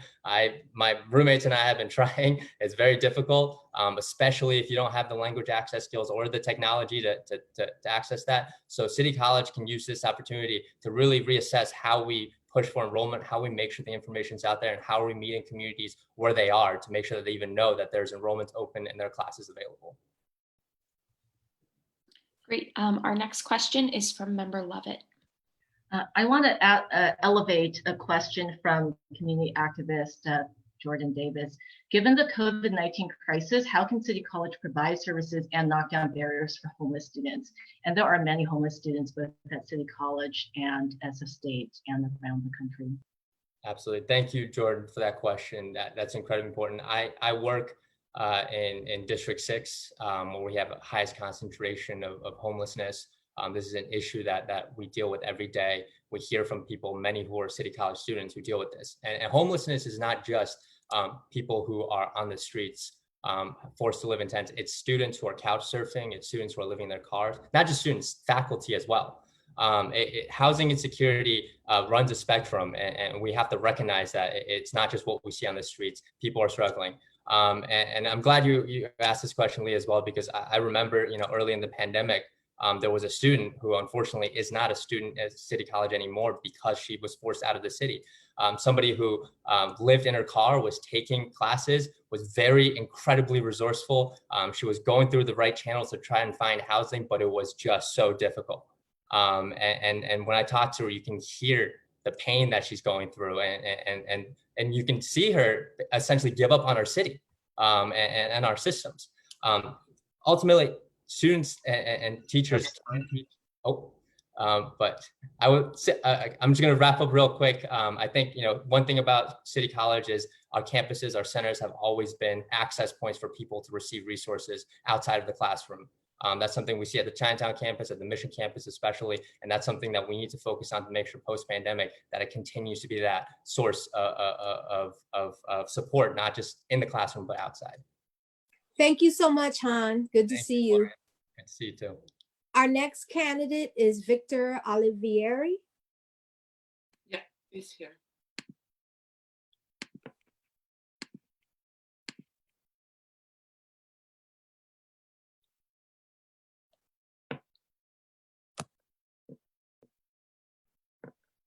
There we are. Victor? That was one okay, I see you and I hear you. Hi, great. Thank you so much for having me here today. My name is Victor Olivieri. I'm the college professor running for the Community College Board. I'm a former senior university administrator with 15 years of professional experience in higher education. And it all started at a community college, just like City College. I came here when I was 12 years old. I immigrated to the US from Spain. My parents never finished high school and we were quite poor growing up. So I struggled through the public school system. It was difficult to make ends meet. and I went through ESL classes. So if I didn't have affordable quality education and access to that, I wouldn't be here today. So education changed my life, and that's why I'm running. I was the first in my family to attend college. I became an EMT at a community college, and I worked all sorts of jobs to transfer to a full-year school and then get my education. After that, I volunteered to serve our country after 9/11, and I became a U.S. Army officer. I went on to get a PhD in political science, teach, get involved in public service, and I became chief of staff at the University of California. There, I helped manage universities. I've built university campuses. I've guided campus master plans. I've directed comprehensive reviews of the curriculum. I've helped hire the most diverse faculty in California, and I've guided budgets in the hundreds of millions of dollars, which is everything that City College desperately needs to do right now. Here in San Francisco, I've directed the workforce development of mid-sized companies. I've worked in development, fundraising, and I'm still a professor of political science because I will always return to teaching. It's one of my passions in life. I'm currently the president of the San Francisco Veterans Affairs Commission, co-chair of the Resolutions Committee for the California Democratic Party, where I have worked on over 600 resolutions to drive some of the most progressive policies in the states.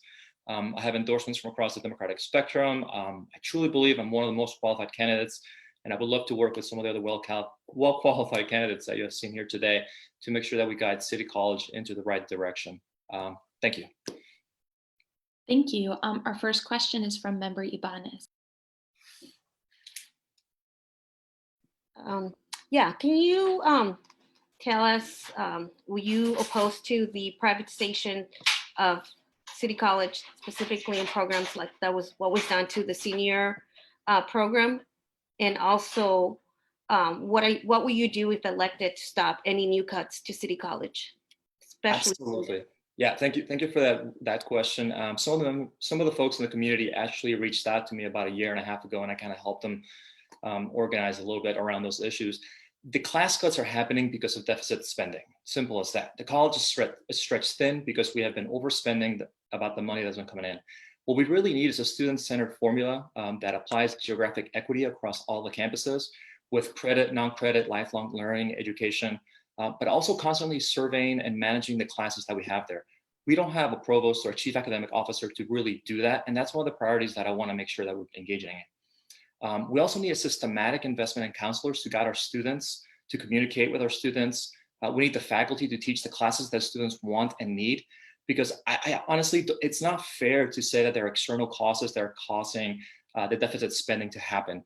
It's really just poor leadership. And if you don't want to take it from me, please pay attention to the independent audit that was just released about a year ago. It was very straightforward. It was artificially inflated budgets, heavy and recurring deficit that spending that occurred since 2016, a reliance on temporary stabilization funding, which we knew was all going to leave to subsidize that spending, deficit spending based on flawed assumptions of student demand and enrollment, and the inefficient operation of 9 campuses, which one of them is closed and 2 of them serve less than 200 students.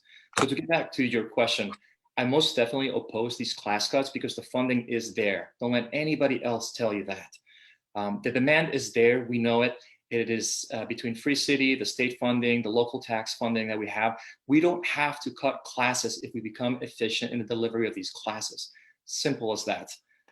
So with that in mind, if you want to follow up on that, I will have 10 points that I will be releasing on my website on Monday, which includes the student-centered restructuring that I'm talking about and developing the incremental plans over the next year or two that will really lead City Colleges through sound fiscal management to make sure that we're not cutting any more classes until from 2 years from now, when we can actually get something on the ballot and get additional funding. But in the meantime, I want to reiterate that it has been deficit spending that has led to class cuts, and I'm absolutely against every single class cut.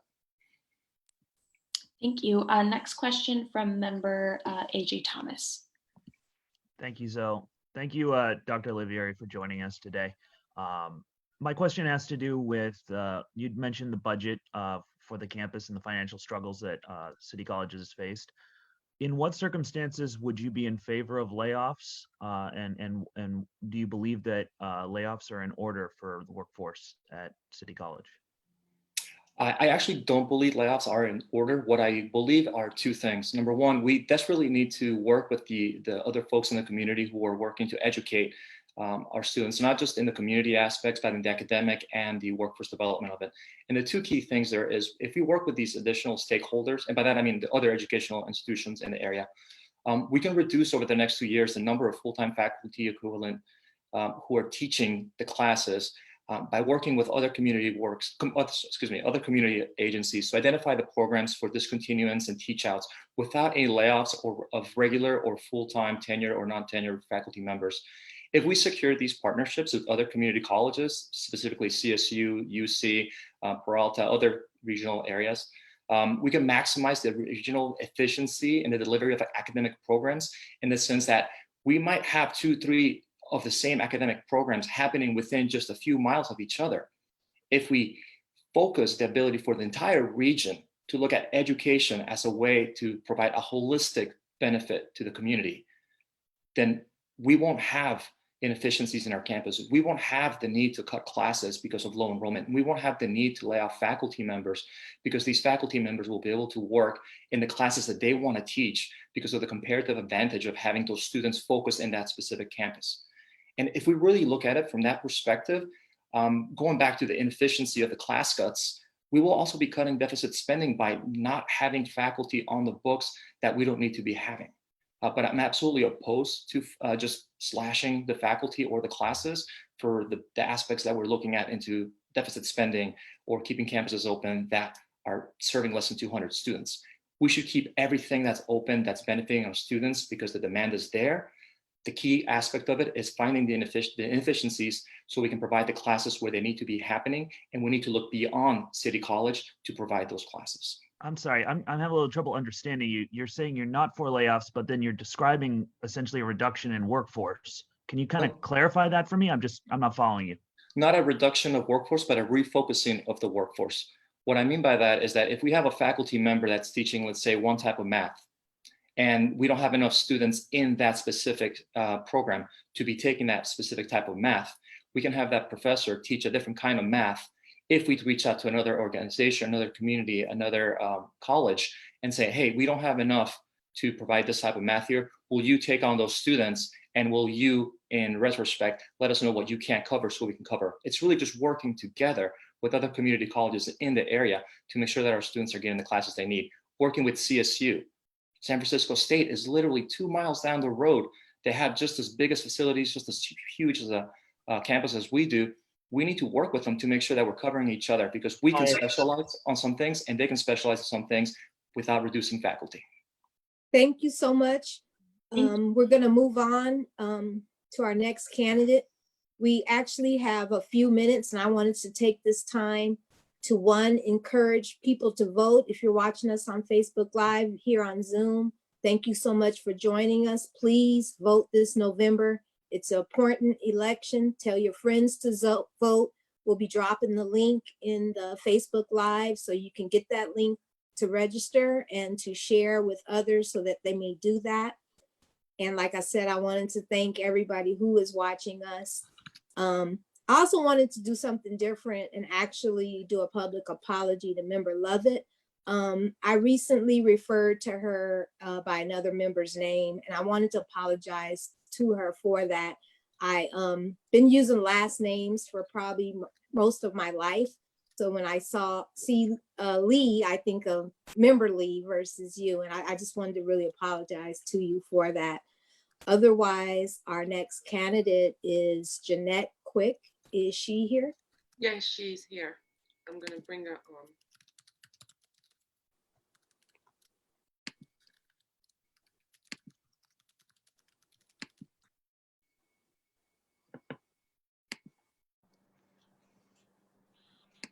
There she is. Hi, everyone. Apologies for any background noise. I'm actually in a car parked. Hi, I'm Jeanette Quick, and I'm running for City College Board. I am the daughter of a Vietnamese immigrant and a consumer protection attorney. I was a senior advisor to 2 United States senators, and I helped stand up the Consumer Financial Protection Bureau. I investigated for-profit colleges and abusive student loan practices across the country, and I wrote the laws in place to stop them. I am also a current City College student. I just completed 3 years at City College and obtained my creative writing certificate because I value lifelong learning. I am running because I am disturbed by what I see as a student with quality classes being slashed, the faculty at its lowest level since the 1980s, and the budget out of control. Quality education is critical to ensuring that everyone has a fair chance. Community college was key to my own success story. I first went to community college in high school when I earned enough credits to go to UC Berkeley when I was just 16 years old. That is why I care so much about protecting City College and making sure that others have the opportunity to succeed as well. As we know, City College was in a death spiral even before the pandemic. It is at risk of losing its accreditation yet again. And while the city and state funds become even more unstable during COVID, we must think outside the box and shake up what we are doing. We can't keep doing the same thing over and over again. We need an independent voice to increase public accountability. In the Senate, I personally reviewed budgets for 7 federal agencies and held them accountable for how they spent their money. I will do the same at City College. I am an independent party. I will look at the numbers and call it as I see it. I believe we need to rethink how we engage with the private sector as a community by creating workforce pipelines to hire City College students and private partnerships that benefit the college. I can bring together the tech community and the college in a way that has never been done before. I run a financial group that includes 100 companies, and I have built personally government advocacy at 2 companies where I recently got more than $2.5 billion of government funding for the small businesses that work with my company. This is the financial oversight we need to get City College back on track. I would be honored to receive the endorsement of you all, and thank you for listening. Great. Our first question is from Member Ibanez. Thank you so much. Thank you for joining us today. Were you opposed to the privatization of programs of City College? And also, if you do get elected, will you stop any new cuts to classes and layoffs of staff? Yeah, so I am opposed to the privatization of City College programs. I think it's critically important to make sure that our faculty and staff continue to be valued and respected as providers of quality education. I also think that there are, the privatization of services on campuses is also problematic, and we need to make sure that any kind of partnerships or services that are contracted are made publicly and are very transparent as to how they're made.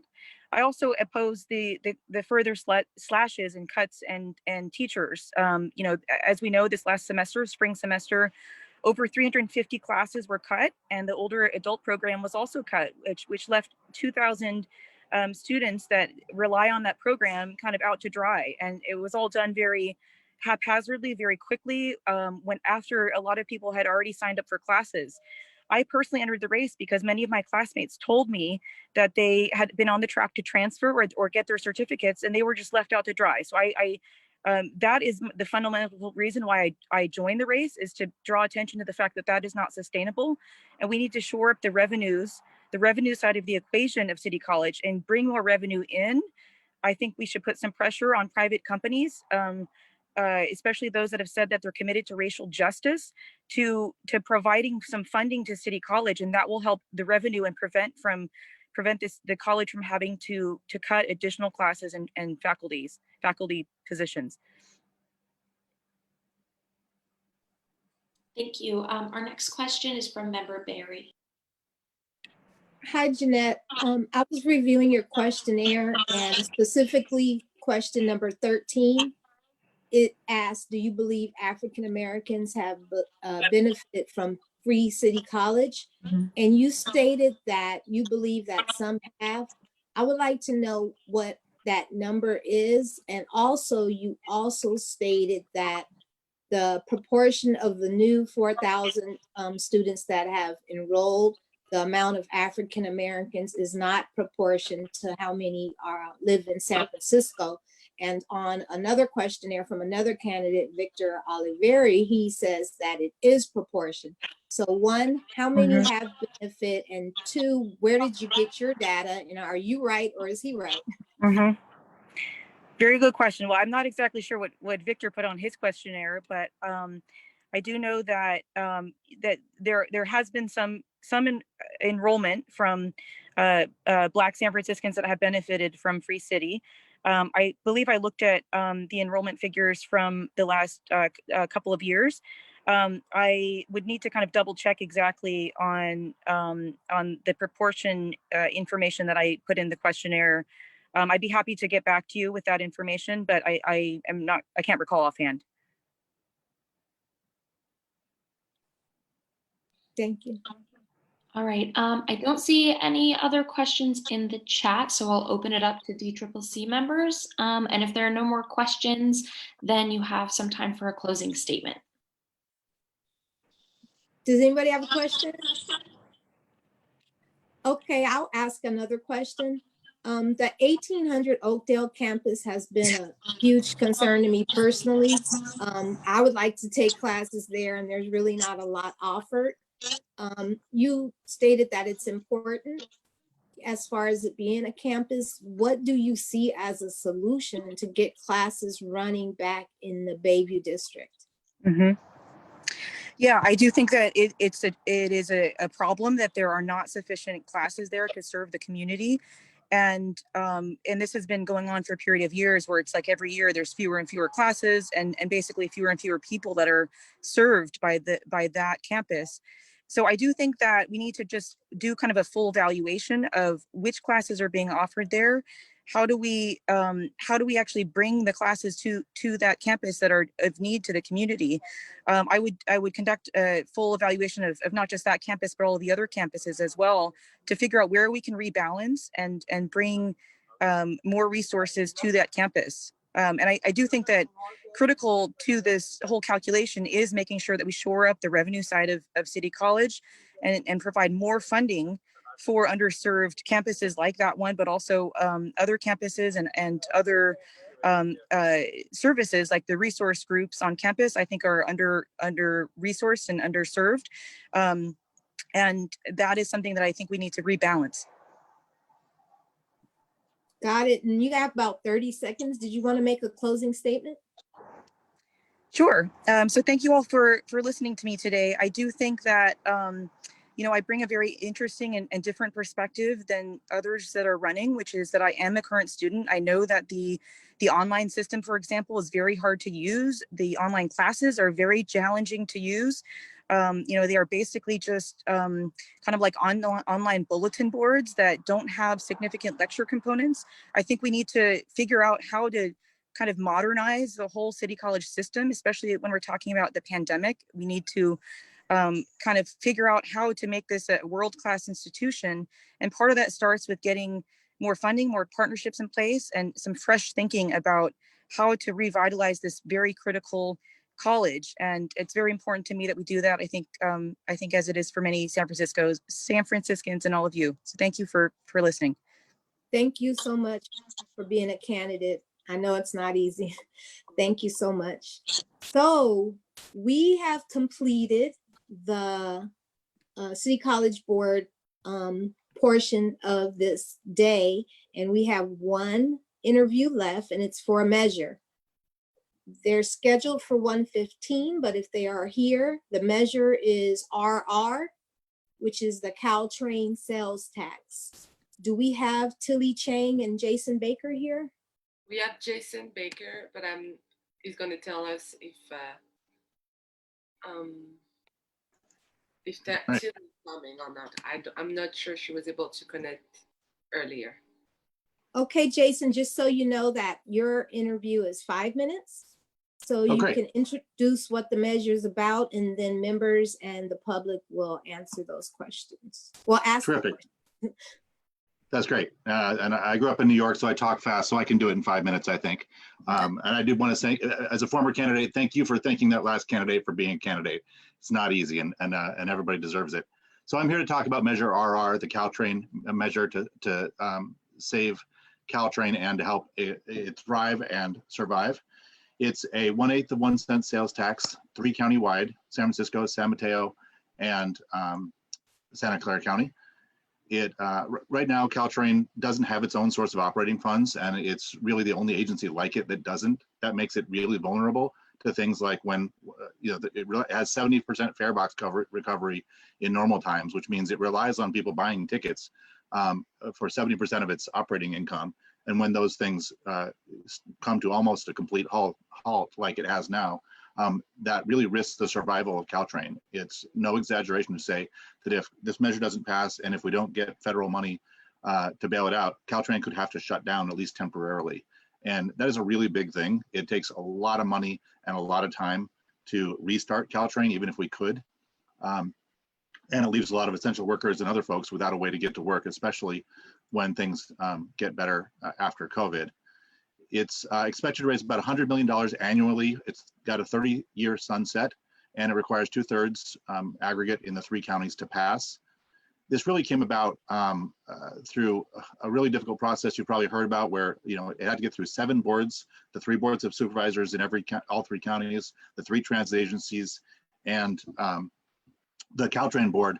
And there was a lot of stuff in the press about some differences of opinion on governance. But what's, I think, incredible about this is all those boards, 7 boards in 3 counties, boards of supervisors, transit boards, got past their differences because they all thought this was such an important measure. It was worth it to get at the last minute, get past those and do it. This would both help save Caltrain from shutdown. It would also help improve the system, make faster and more frequent trains, better connections to BART and Muni.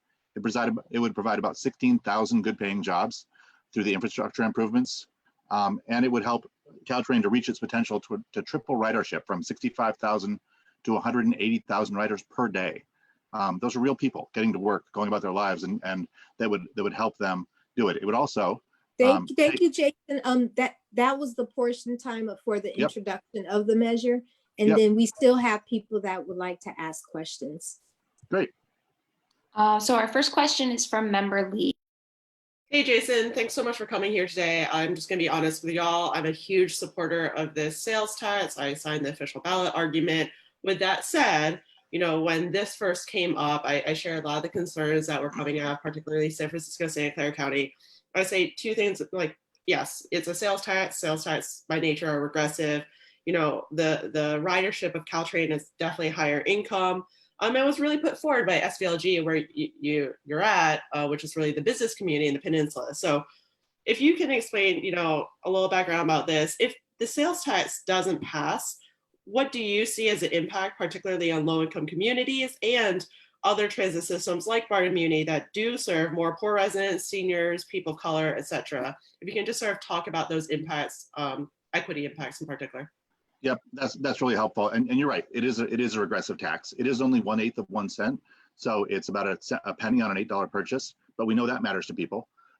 If this passes, it will help Caltrain continue their means-based fare discount program, 50% means-based fare. It's a pilot program right now with MTC, and with this money, they can keep that going to help Caltrain get a little bit more affordable for people who can't afford it now.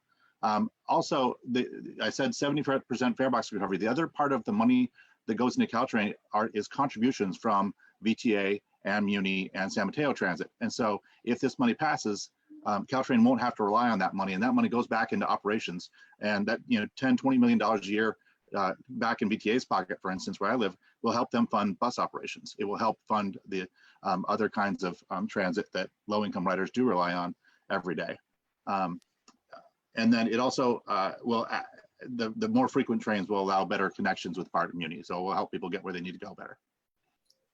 Thanks. Member Baraka.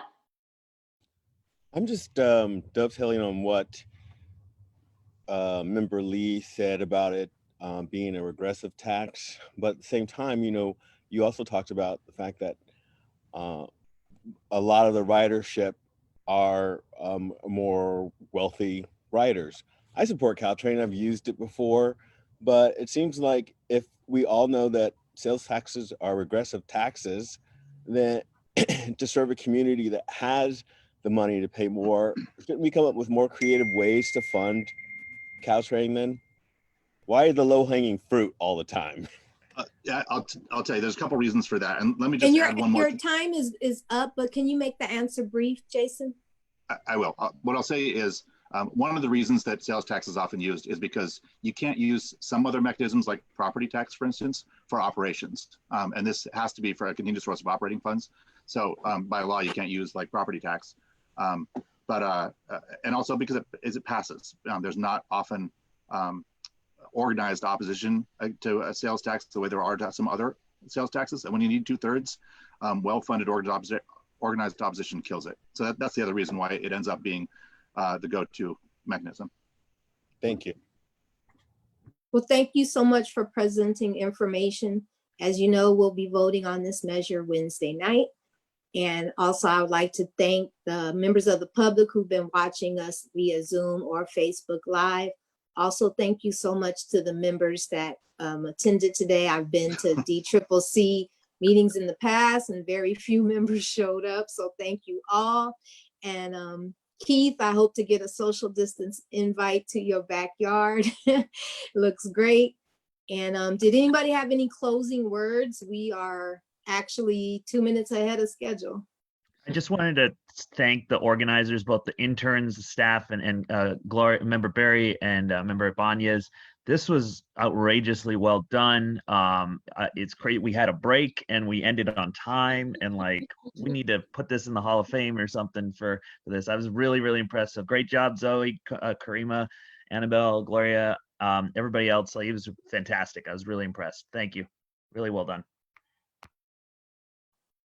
Co-Chair Ibanez, did you want to make a closing remark?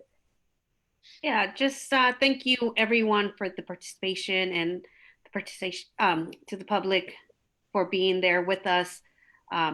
Really appreciate you coming and showing and showing interest in this, as David Campos, or actually Chair Campos had said earlier. A lot of people don't pay much attention to the College Board of Trustees, the school board, and the board of directors.